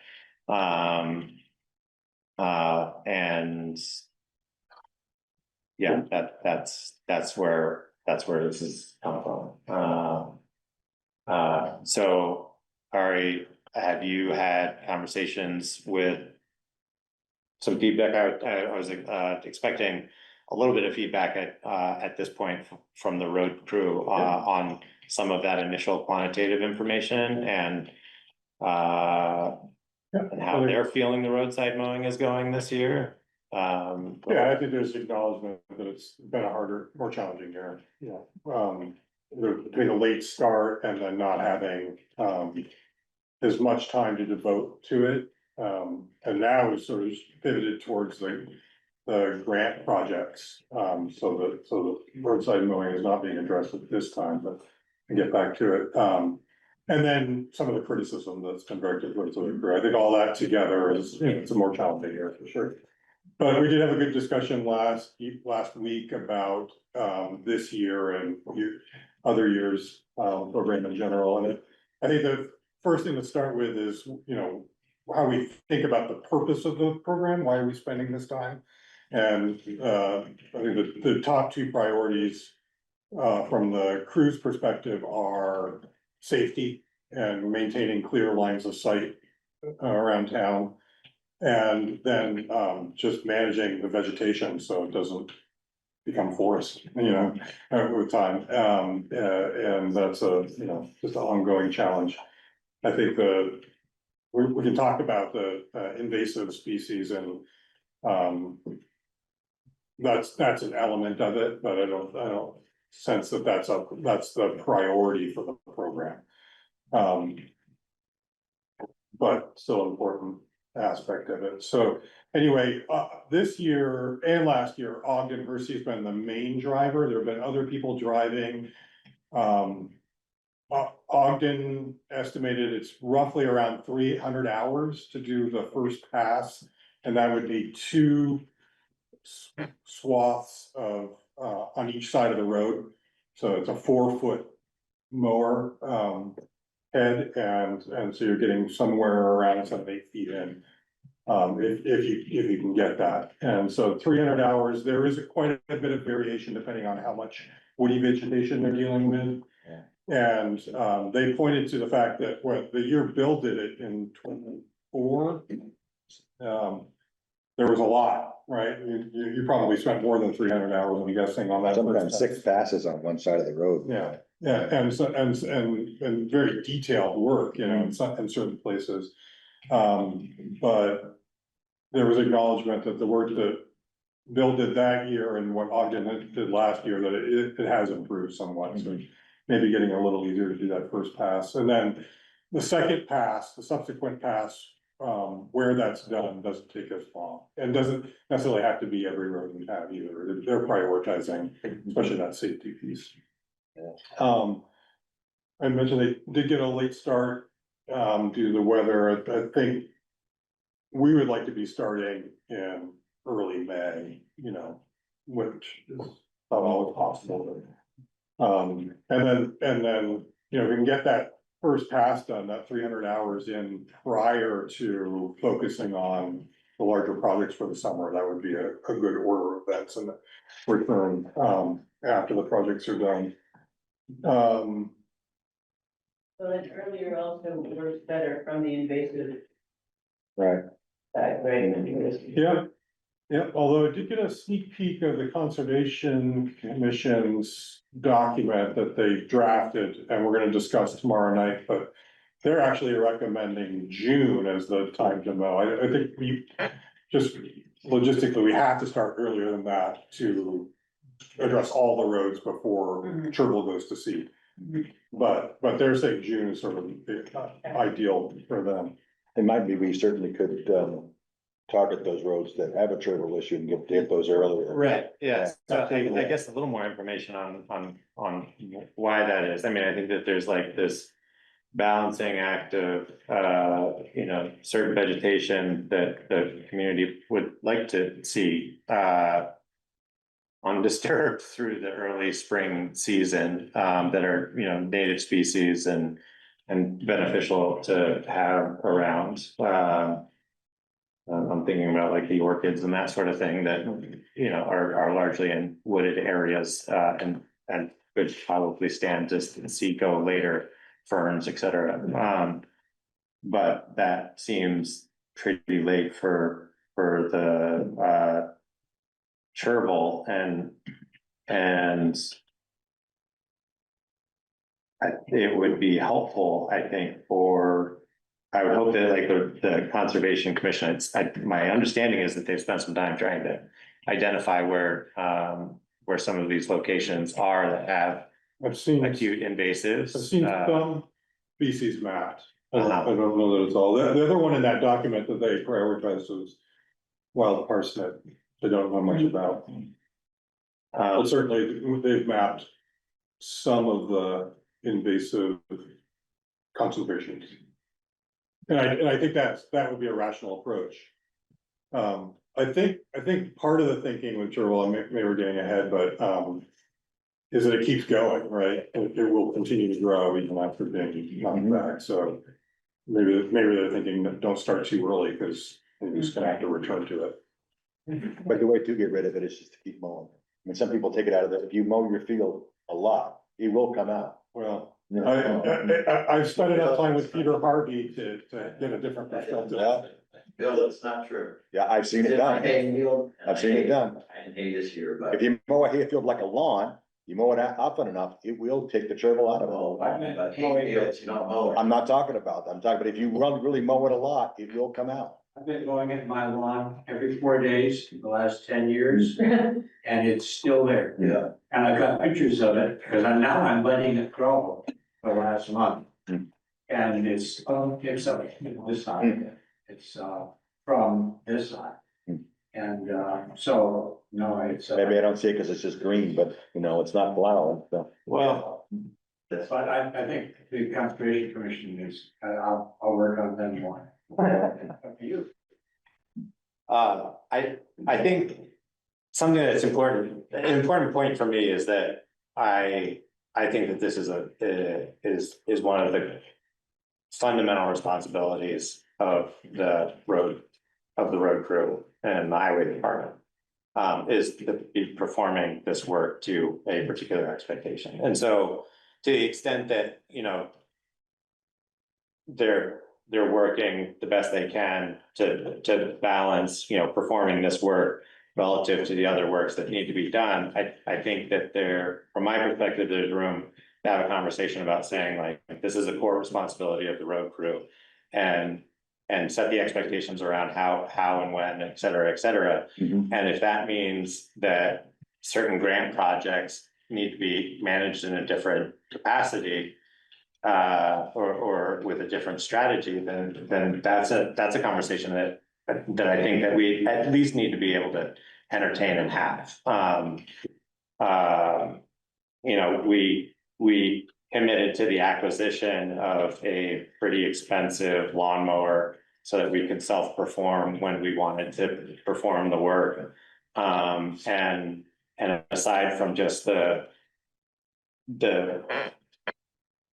maximizing the value and usage of that to perform the work, it's also an investment that we need to protect, and waiting until too late in the season when overgrowth is significant and using it for in ways that it's not supposed to be used, like for, you know, managing woody growth and sapling and stuff like that, like well documented in the state and our own policies that is not the best practice to use them like that. And it's usage of that equipment that is that's hard on the equipment and prone to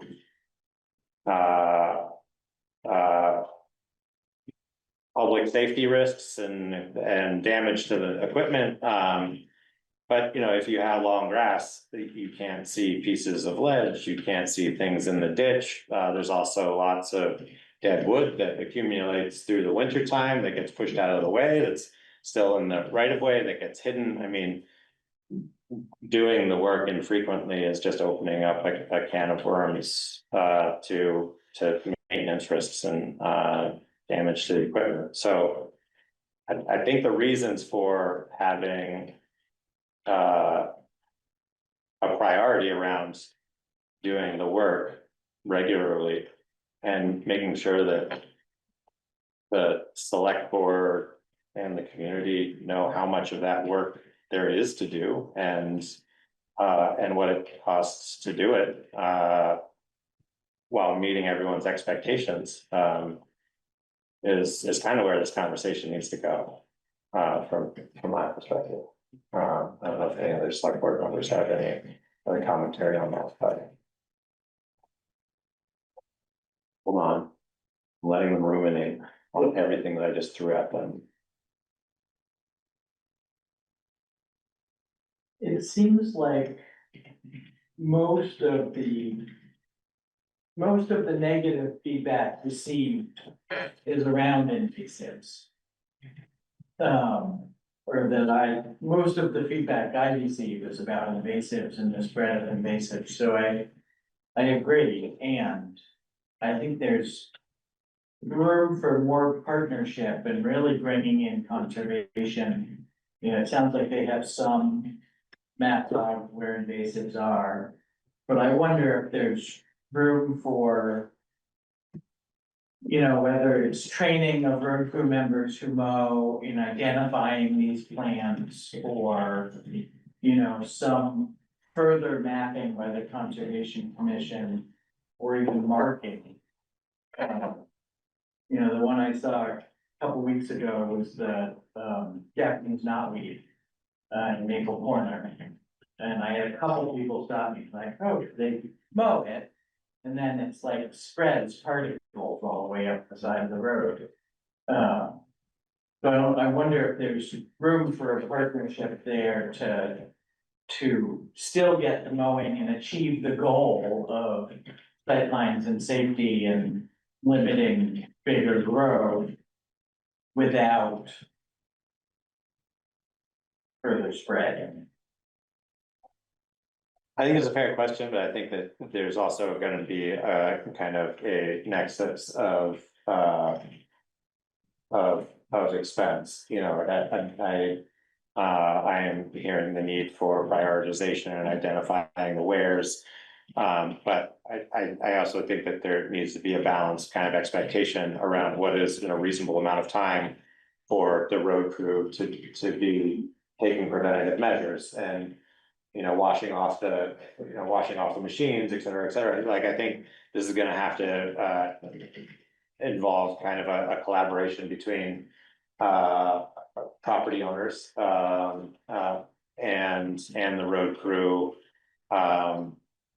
to try to meet as close as we can. You know, the invasive battle is literally perennial, and it is a hard war to win.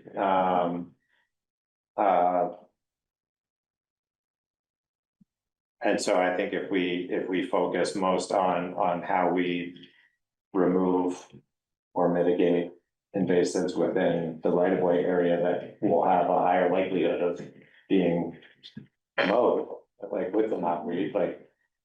We need to remove it from that area every 3 years to minimize its likelihood of being mowed. It's certainly not going to provide the town the ability to go onto a private property and continue to remove knotweed, and it is going to come back, but, you know, maybe we need to be looking at multi-year frequencies for things like that reduce the likelihood of spreading during the mowing process.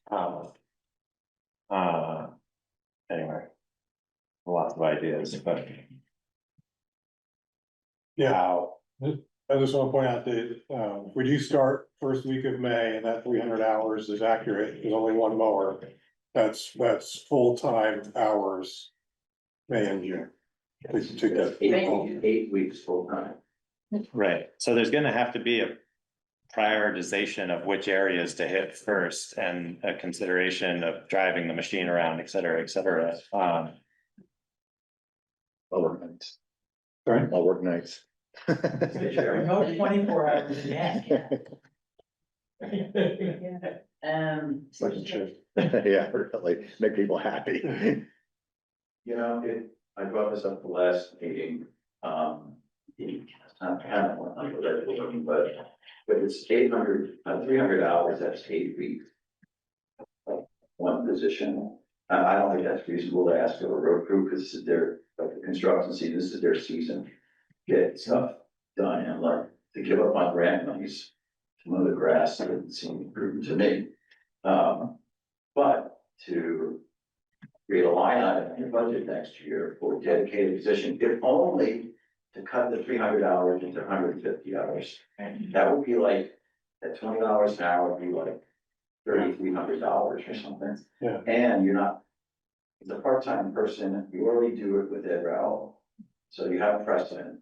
You're not paying for health insurance and retirement, vacation and all that jazz. So it's a real good use of taxpayer dollars as opposed to having a, $35 plus overtime an hour employee plus pennies running a lawnmower. And like I said, there are young men and women who would love to do that, put the radio on, sit in the air conditioner and mow lawn. Well, I think that that's an oversimplification of the job, but. But I do hear the point, and I don't think, I wouldn't say that if that was the idea that you thought went over with the balloon, then I must have been absent that day. Cause like, I do think that fundamentally it does come down to that. I think it comes down to, we need to quantify what it is. We need to say that it's a priority. And then we need to have a conversation with the road crew about like how we're going to perform the work relative to the rest of the work that they're doing. And if that means, hiring, a seasonal person, but there again, like I think we're in a situation now where we have a relatively new full-time member of the crew who's been largely tasked with doing this, and there's a need for training around both expectations and just the operation of the machine, et cetera, et cetera. So I think it is worth having a conversation around what are the hours, how accurate are those hours, and what's the most cost-effective way for doing that. I mean, I think that there's also a number of other things that are pet peeves of mine that if we're having that same conversation, there's a body of work that is still getting undone every year. That would maybe warrant a full-time position, but it's somebody who's not getting pulled into the grant projects, et cetera, et cetera. They're performing roadside work, related to vegetation work, or ditch cleaning out or et cetera, et cetera. Dangerous trees, I see them all. Down trees, frankly, I mean, I haven't run this by the Conservation Commission or the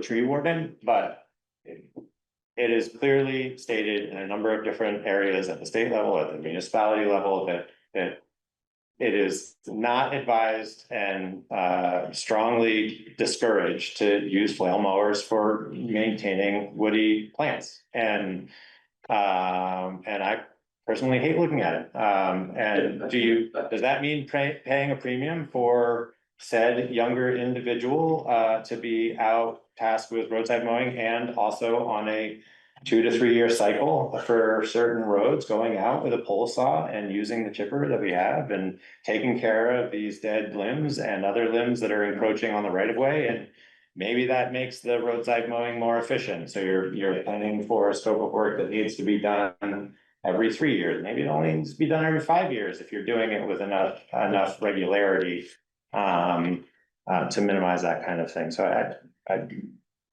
there's I think a lot of room for dialogue around how we'd like to see the time of the road crew. Prioritizing the first thing is quantifying how long this takes and why and when it needs to be done. And the feedback on the when is going to have to come from people with experience and knowledge of the invasives and the Conservation Commission from my perspective. So what makes sense as far as next steps? Jen, I see your hand. I just want before that, go ahead. I'm sorry. Two things. One is there is precedent for a specific budget item just for mowing with a part-time person. I think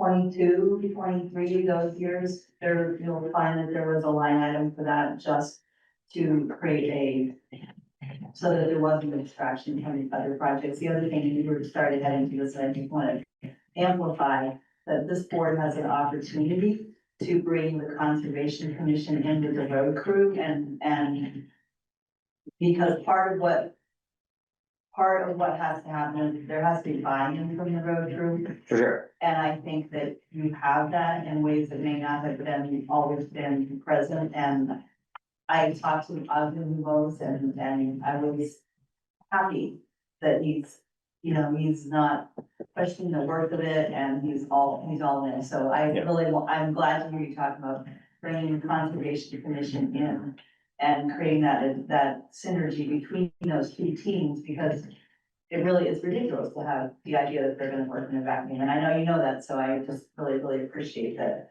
you're seeing it that way, and I just think you have an opportunity that may not have always been there to bring those together, so thank you. Well, thanks for that feedback. Yeah, I'd agree with that. So, all right, next steps for, So the next steps, so the Conservation Commission is meeting tomorrow, I'm gonna attend, they're gonna speak specifically about roadside mowing and invasives. And we wanted to continue this conversation, this frame was more around the roadside mowing part. But it obviously, it moves into invasives quickly, and we can take that up even more directly next time with their recommendations, if they're ready to finalize their recommendations, but, I do think, we could at least start this year's budgeting process by contemplating an item for mowing. It occurs to me that when Bill mowed, we had 5 full-time equivalents. So it was 4 full-timers and 2 half-timers is how we paid for Bill to mow. And then I think that went away. I think we got lulled into thinking we could perform it without those extra hours, and maybe that was wrong-headed. I'm not sure.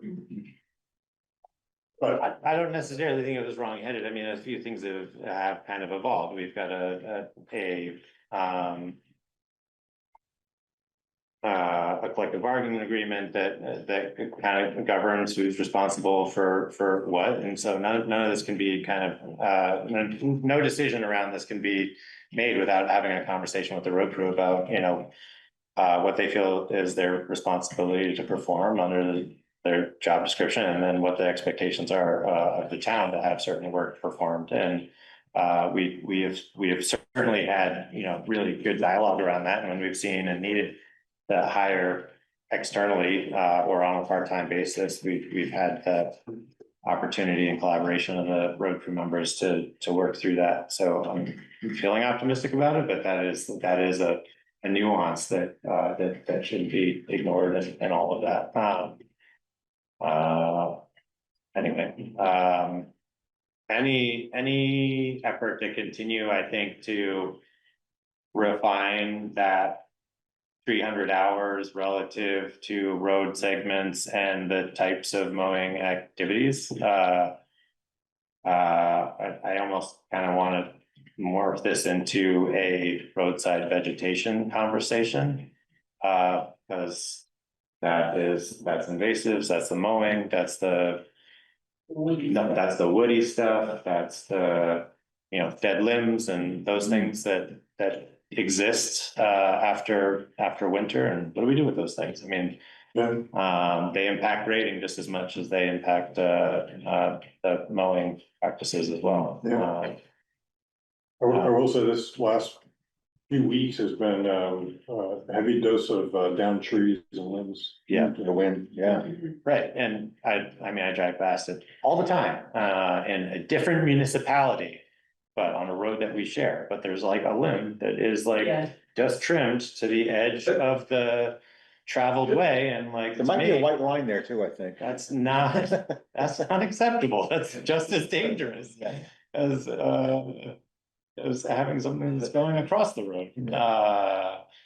Maybe even more so, because people just drive by it, not thinking that's gonna be in the way until it goes through a window. Anyway, has Ogden had any formal training, like state, I know the state contractors who perform or contracted to perform roadside mowing have a mandatory training that they go through Yeah. with the state. I wonder if don't that's a think training that- that's available We to, got billed to a dedicated training for mowing 2 years ago, but I don't think Ogden's done it yet. So, Yeah, looking it'd be to, good to It look was at actually- the, like what the timing of the. it was next worth one it. is. yeah. It was worth it. And could I get Ogden signed up for that? Maybe any other members who would be interested in Yeah. being involved. All right. Boy, I don't know where we're gonna be back on track scheduling wise, but I'm gonna table that conversation and topic for now and move on to the next one. And thank everyone for participation in the conversation. Next segment is public comment, but I'm again not seeing any other members of the community. Are there any community members that want to use that period for raising any other issue that is not on the agenda?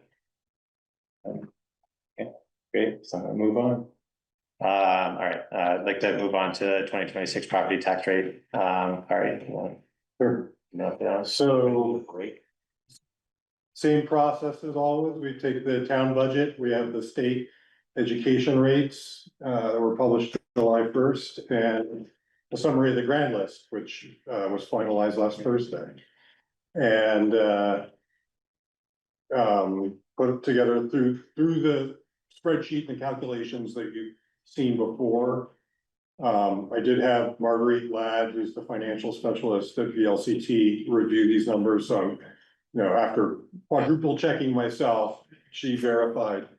So I'm feeling pretty good about the numbers. The one pause I have is wasn't able to provide the normal comparisons to prior years because of the reappraisal and the fact that property values changed, Right. and they changed uniquely for every property. So I did spot check a few to make sure it made some sense, and I will do that when I actually get ready to print these bills, but for now, I'm just working from the calculations without those good comparisons. So when you spot check, they were sort of comparable year to year. Yeah, they're in the area of 3-4%. The problem is, if someone gets a property tax credit or current use, that changes each year, so. Yeah, so it's in the range of 3-4%, which is what I expected. The town rate was 4.8, the statewide education was, I think they came out at 3, something like that was what was published, so somewhere between those two. So you're not gonna do a real, like a final number tonight, right? I do have a final number, so the select board's been able to see it, I can put it up on the screen if you'd like me to walk you through it. How would you like to proceed?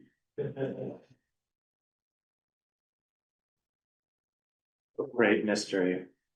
Just to respond to that question, the recommendation for the town rate is 0.5130. So that's And then combination with the state education tax rate for homesteads, it would be 1.7378. That's the total number, That's the total tax rate. 1.78. 1.7378. And then non-homestead 1.6685. Now, these are much lower than last year's rates, but everybody's values went up. right. The grand list changed 86% on average, so.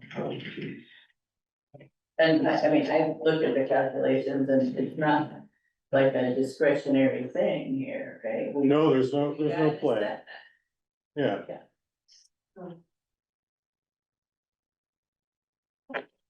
And the ed rate is right now just an advisory, the ed rates are set by the state right? per town. And there's that. We have, our CLA is perfect. our CLA is 100%.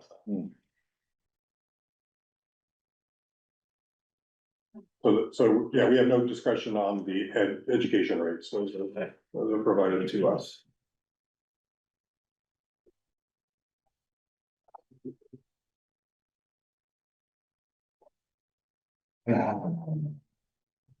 Well, I appreciate all the work we did. I think we should prove it. Are there any other questions about the rates from other select board members?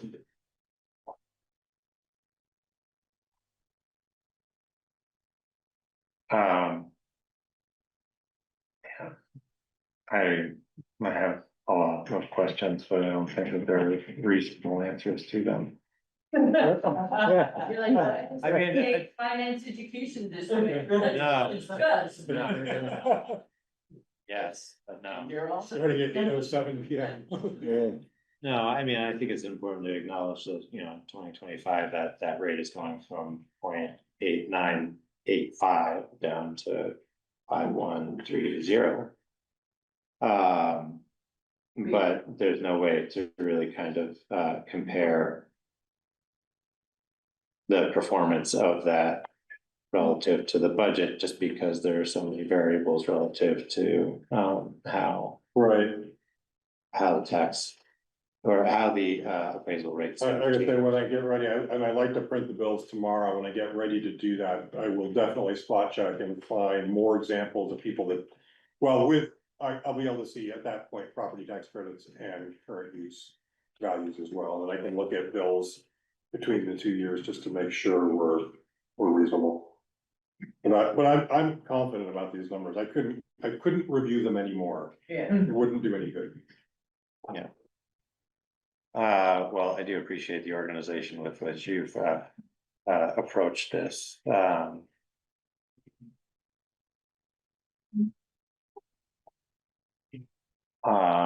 And we do have a possible action for approving the 2026 property tax rate as proposed.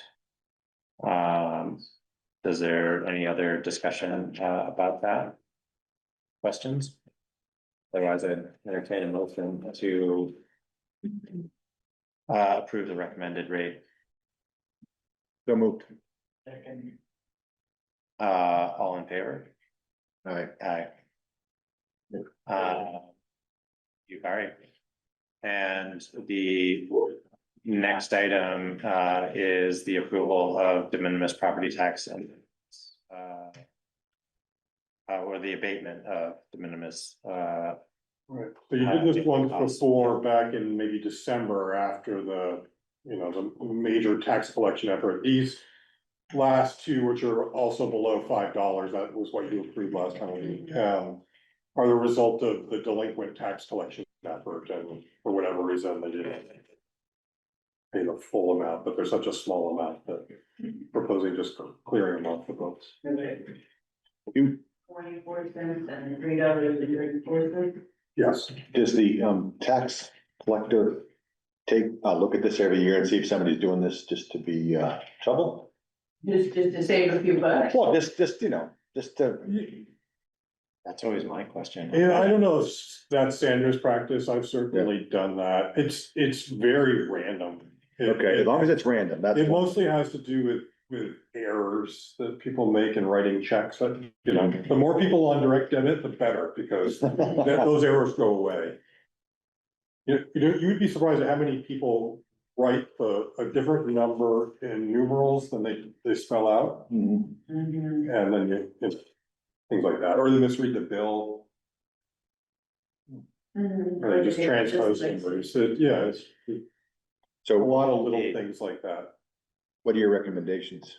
that we abate those two small amounts. The 24 cents and the $3.34. So it's none and the music school. Okay. I'm comfortable entertaining a joint motion to abate the de minimis amount associated with none for I'm not seeing for 24 cents and abating the piano association $3.34. So moved. All in favor? All right. Aye. Thank you very much. Thanks, Carl. And we do budget a small amount each year just for these. For these, yeah. It's, Very it's, good. it's a better use of our time. Yeah. Yes, but absolutely. And- Efficiency. And the tax collector's time. Very good. Moving on to administrative and action items. First item up is an acceptance of the resignation of Marge Sweeney and Jen Olson from the Ordinance Advisory Committee. So I guess some background on this is we had been as an Ordinance Advisory Committee kind of putting off the acceptance of these resignations. They've agreed to continue to serve on past their term as we've tried to wrap up considerations around the curb cut ordinance and use of the town right of way ordinance, and then a joint policy for managing the two of them. They're documents that are continuing to be refined, but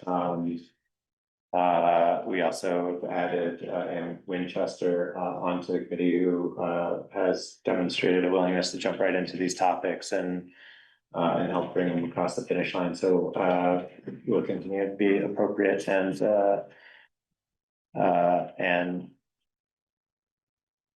sympathetic to allowing Jan and Marge to roll off of the committee. Though their input has been fantastic over the last year that they contribute to these topics. So I wanted to certainly express my gratitude for their willingness to entertain pretty lengthy conversations and a lot of different perspectives as we solicited feedback on these proposals. So, does anybody else have any comments or questions about that? So can I get a motion to accept the resignations of Marge Sweeney and Jen Olson from the Ordinance Advisory Committee? Removed. Second. All in favor? Aye. Thank you very much. Maybe Thanks. except with thanks, yeah. With great gratitude Appreciate. and appreciation. The next item up is to reappoint Tobin Anderson to the Historic Preservation Commission, and this is one that Meadow brought up. They had noted that there seemed to be some incongruity in the appointment or reappointment of Tobin to the seat. So we just wanted to kind of clean that up by reappointing. He hadn't applied or something? Well, it wasn't exactly clear whether or not the term was up relative to when it was originally appointed and how it was noted on the website. And so Meadow just kind of noticed the incongruity, and clean that up. We'll make sure that the term matches the appointment date. Excellent. So this is kind of an odd anomaly, and Tobin's, I'm assuming, interested in continuing to serve in the role. Definitely. Yeah. He says so here. Yeah, so can I entertain a motion to reappoint? Tobin. Thank you very much. All in favor? Aye. And thank you, Tobin. Thank you, Meadow, for bringing that up. Next up is the approval of minutes from the July 13th select board meeting, which were added to the shared drive, and flavors had the opportunity to review those. Would anybody like to comment on them before? No? I have a motion to accept those minutes. Second. All in favor? Aye. Aye. Moving right along. Board orders. Everybody had the opportunity to review the board orders that were posted to the shared drive. Are there any questions or comments on the board orders? There was some voiding because of. Yes, there were two checks that didn't get signed while I was away. So they went through the bank, but then they were credited back. So just reissuing those checks. Can I get a motion to approve and sign the board orders as posted to the shared drive? Second. All in favor? Aye, thank you. Approve and sign the stipulation regarding the Comcast appeal, for the BCA. This was an explanation about This what one's a that little is. different, so You so lost me. Comcast, like other utilities, owns property in town, the poles Oh, yeah. that they installed. And they pay property taxes on those poles. The value of that property is set by the state. The Comcast is not accepting that valuation, they're appealing it, and they are to go through the town, but the town has no say in that property valuation. Okay. So this is a workaround to bypass that process, so they don't have to appeal to the Board of Civil Authority, they can just go straight to the state. We tell them to go ahead. Yes. And I guess this is common. Okay. So this is it looks like a form that was, it's like a form that we're filling out, regulations. And it's got blanks and everything. So it's Um, the standard thing. Yes, yes, it is. So did they give it to us, Comcast? I believe I got this from John McCullough. Okay. Do Okay, you remember? John certainly is the one that explained it to me. okay. And the version I have is filled out with, I think it's John's handwriting.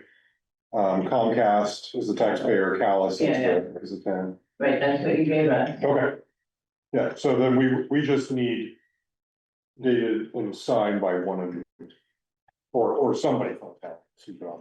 I see. So this didn't require talking to any lawyers or anything, this is just a thing you do. I did not review this with an attorney. The way it was presented to me was it's just What performance. we do, okay.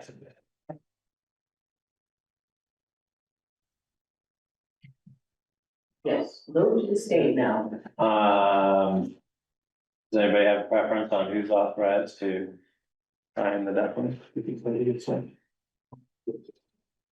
haven't signed that yet, no. Does anybody want to mandate that? Barry and I rock, paper, scissors, see who's gonna sign it? I'm happy to entertain a motion that I or Barry, are authorized to sign the appeal.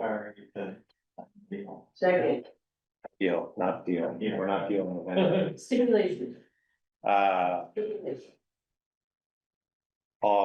Anybody want to second that? Okay, thank you. All in favor? All right, Aye. Thank you, Todd. Thank you, Cory. Okay, yeah. yes. Journal entries, approve and sign, June 2026 journal entries as posted to the share drive. Again, these are, modifications to the general ledger that we're reviewing. We had the opportunity to review those. Anybody have any questions about them?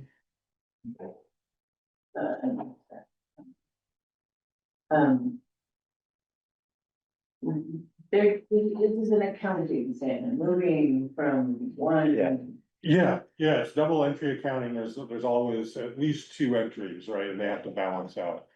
And the main source of these are revenues that don't, that get deposited directly in our bank, so we're not processing through our accounts payable or our accounts, or our cash receipts module. So there are things that I do alone, which is why it's a good idea for someone in a position of authority to review these. And where it goes. Some, like, there's usually weekly HRA activity. Yeah. That's an automatic draw by MVP from our bank for, HRA, health reimbursement arrangement, reimbursement. Right. And then at the end of the month, there's a series of interest. We get bank interest, bank account interest and investment income from our two investment funds. So that's what goes going on there. Can I get a motion to approve and sign the June 2026 journal ledger entries? So moved. Second. All in favor? Aye. Thank you. Thank you, Cory. Preparing those. The next up is reports. first on the list is financial report. So we have the unaudited FY 2026 statements.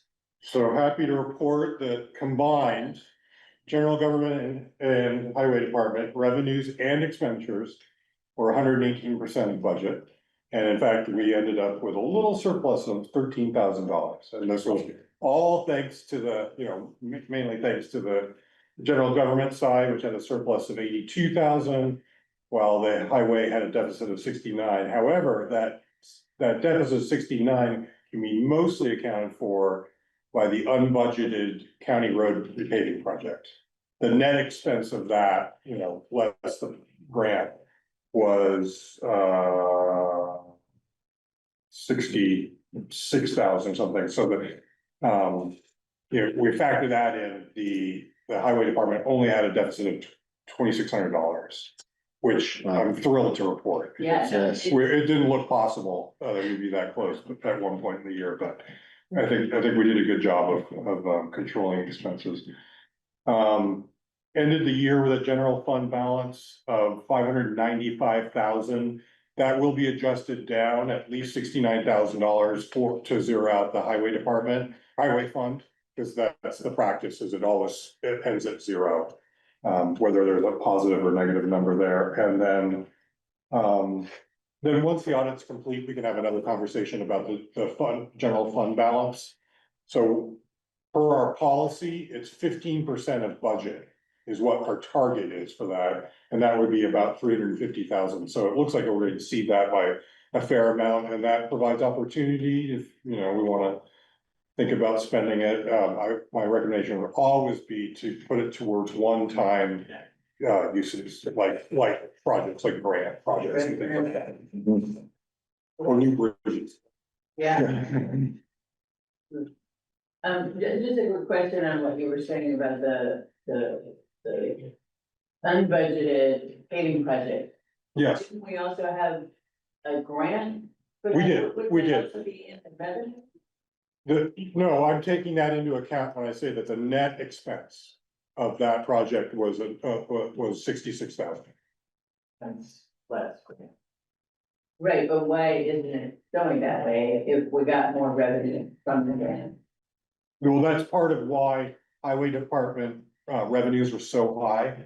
They're much greater than budget. It's an annoying counting thing because the expenses are somewhere different than the incomes, and so that project looked like it exceeded its budget by 159%, because we don't apply the grant income directly to the cost, so it's really, I hate it on all of the other boards that I sit on too, and there's never a clean way to do it, because you always have like income somewhere else. That's one of my questions for the auditors this round, is there a better way to account for that? So just for the presentation. Yeah. At the year end, like what's going on here, it's not so clear. Well, I'm impressed that 1% is pretty good. Yeah, good. Any other questions about the year-end financial statements?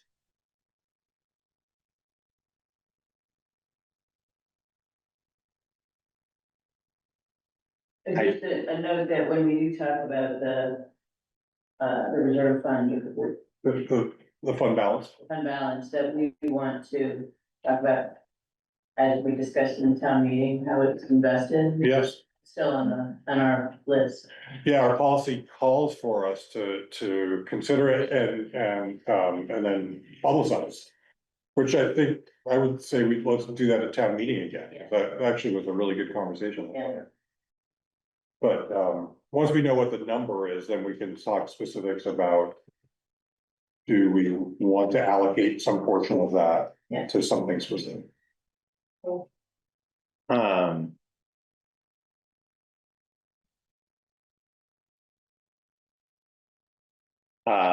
Circling back to the zeroing out of using the fund balance to zero out the highway department. I think when we have done that presentation in the last couple of years about how we've tracked. We're not including that zeroing out. I mean, you have to zero it out. It's coming out of the fund balance anyway. Yeah. Because you have to pay the things that you've overspent for, but, Yeah, is there any need, I guess, to add a summary somehow that we're tracking, like, I guess we're always going to see what our overage is going, our year-to-year overages. yeah, that'll be reflected in the, It's gonna be reflected in the The- report anyway. in the final statements, there'll be a transfer out of the general fund and into the highway fund.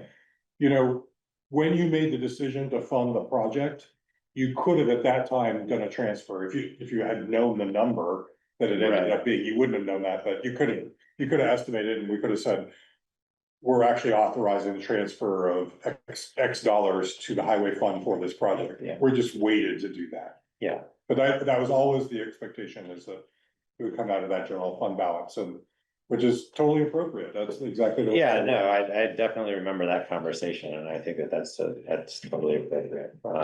Anyway, but that was, it's hot, man. I'm not thinking clearly. Thank you, Kari. Good. Do we need to formally accept that? No, I don't think so. no. Town clerk update, We lost you. Ross Teagan. Tomorrow's the last day for, absentee ballots. Yeah. For the, primary election and For the requesting them, right? To be mailed. email, that's right. You can still come to the town So clerk's go office. to the town clerk's office and vote, please do. And, I think Deegan is gonna put a front porch forum post out about that. Okay. And yeah, we've been issuing ballots pretty regularly, in the office, and we've had a fair amount of people coming to the office to vote, so it's really great to see that. Website is done. Yeah, go ahead. Oh, yay. I was on there today. Yeah. Looks nice. That's good, thanks. Super impressive. Seems Yeah. faster too. Yeah, Is it? it is loading faster. It's a pretty snappy, pretty snappy host. And, the way that it caches pages is fine. But, yeah, Well, thank you. you bet. I appreciate taking on that project, Meadow, and seeing it through. It's a really awesome resource. I'm so happy that we have more flexibility in how we modify it and leverage it, so that's a huge advantage. Just curious, we're circling back to the vote. Does the town clerk's office track votes coming in? Obviously, they can't be counted early, but the number of votes relative to the registration list, to have a sense of like how many outstanding folks could potentially show up on election day. Yeah, I mean, Tegan does that math, at least as far as I'm aware.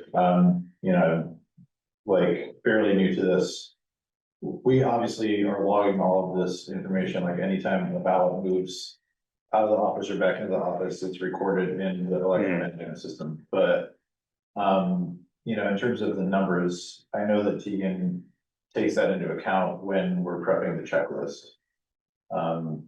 It just like gives us a sense of what to expect and what we're prepping for election day. But if you have a specific request or something that I can pass. No, I was just kind of curious. No, thank you. Town administrator. Yeah, and notice we're almost back on track schedule wise, but I'm gonna take a few minutes here. So I did wanna highlight that, we added the May property back to the tax sale, which will be September 10th. Oh. I think it just happened, but I just saw the owl blip. What do I do? I don't know. Is your computer frozen? It is. Yeah. I don't know. At least it's cloud recorded. And we've got the work recording. Okay. Yeah, carry on. Anyway, so they missed 2 payments, they have not communicated.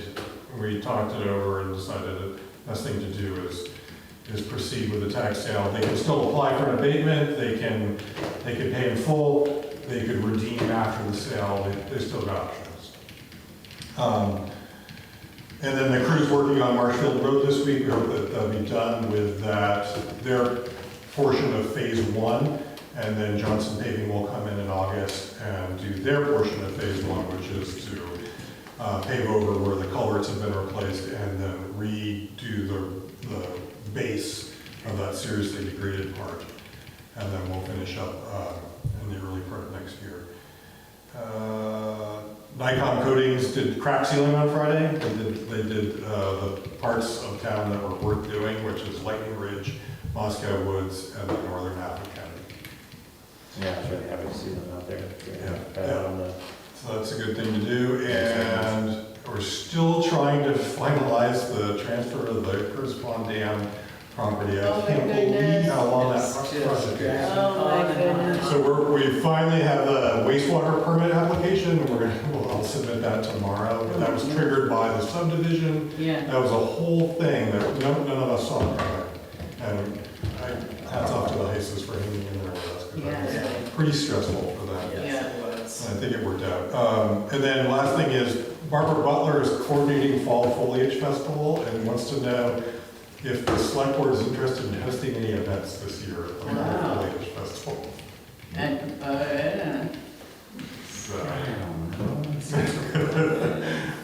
For context, a couple of years ago, there was a select board, I think our first year, there was a select board town official meet and greet. yeah, we did 2 years actually. For 2 years, and I don't think anybody, I don't Just the think. town officials. It was just the town officials, it was not attended by Nobody members of the public. Nobody wanted to talk to you guys. So, anyway. It's a busy weekend. So, I have one thing for the road commissioner. Okay. Kent Hill Road, French mattress area, Yeah. dustier than by God, Yes. and it's washboard. yeah. Well, it was graded today. But it was. Yeah. They used a lot of chloride on it. I don't think they did chloride it, but I will And ask it's, them about that. if you're walking there and a truck goes by, I feel bad for people, because it's just so dusty. I'm disappointed how quickly it goes to washboard. I know. Yeah, is that a function of the French mattress thing? I was actually, I haven't been I that think it's just so disappointed in dry, the how. water goes right out of it, and there's nothing to bind everything together on the top. It's just, Uh-huh. there's no fines or anything. But yeah, that'd be a good candidate for some chloride. Yeah. I also wonder if now that we have kind of travel way established and the base work has been done, there's the area where the culvert is bumps up quite a bit, and it seems like maybe next year, probably not this year, but we should put it on the list of maybe adding bed or hot dress material to that section to ease the transition from the culvert back west, so that it's not quite so abrupt over the culvert. But that would also add some more material to hopefully minimize the amount of I wonder if washboard. it'd be a good candidate for crushed slate too. Something with some moisture. Yeah, it could be, it's been interesting, I've been trying to pay attention to the area where there's been, I think that whoever the surfacing contractor was in East Montpelier that ended up doing the final driveway surfacing for their new town garage. They also redid that Oh, yeah, I section in noticed that. front, and it's crushed Really nice. slate, and it's been holding up pretty well. I think it'll be interesting to see how it holds up once they actually start putting like heavy traffic coming in and out of it, but certainly in the short term, it's been drive, that road is usually extremely dusty and washboardy too, and that one segment has been holding up pretty well, so, yeah, that's a pretty fair question.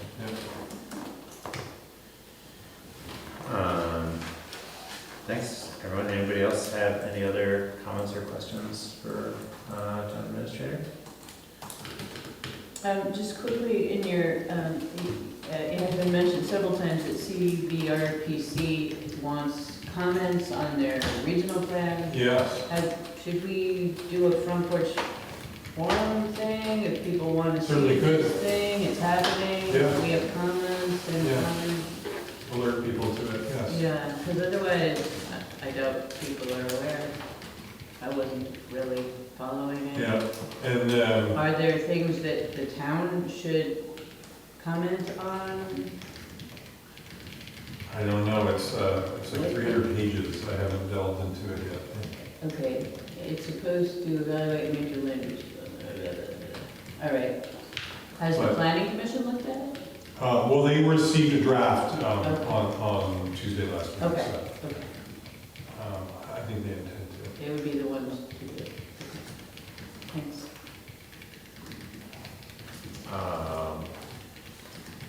With that, That didn't come up tonight, but, when the CVRPC was here last week talking about the regional plan, they really emphasized and did a good job of explaining how their map identifies the 4 villages in town and how the village centers and village areas, which are the redder colors on the map, are eligible for tier 1B status. And that is a decision that lies with the select board, whether to apply for that. And what that gets you is more grant opportunities and avoids Act 250 altogether, so. Like parking? I remember getting really bent out of shape during that presentation originally, because they, like, I think in error focused on using North Calais as like an example of a village district, and it's just like, Oh, geez. I don't think that that's really appropriate, like, you know, I think it's worth acknowledging it as a historic pattern of development, but like, I don't think that we want to be, from my perspective, encouraging any kind of development exercises like in that particular corridor, other than, and so I think it's probably just worth having a conversation around, like, is there reason to, or a possibility to accept that for certain village centers and not for others? I think, I think they were just applying some stuff mindlessly.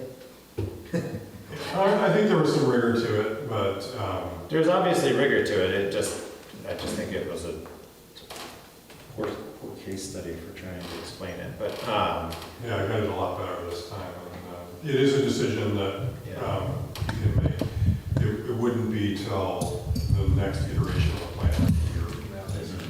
Because this draft is already on the tracks and headed down the line. They're taking comment, but they're not changing designations.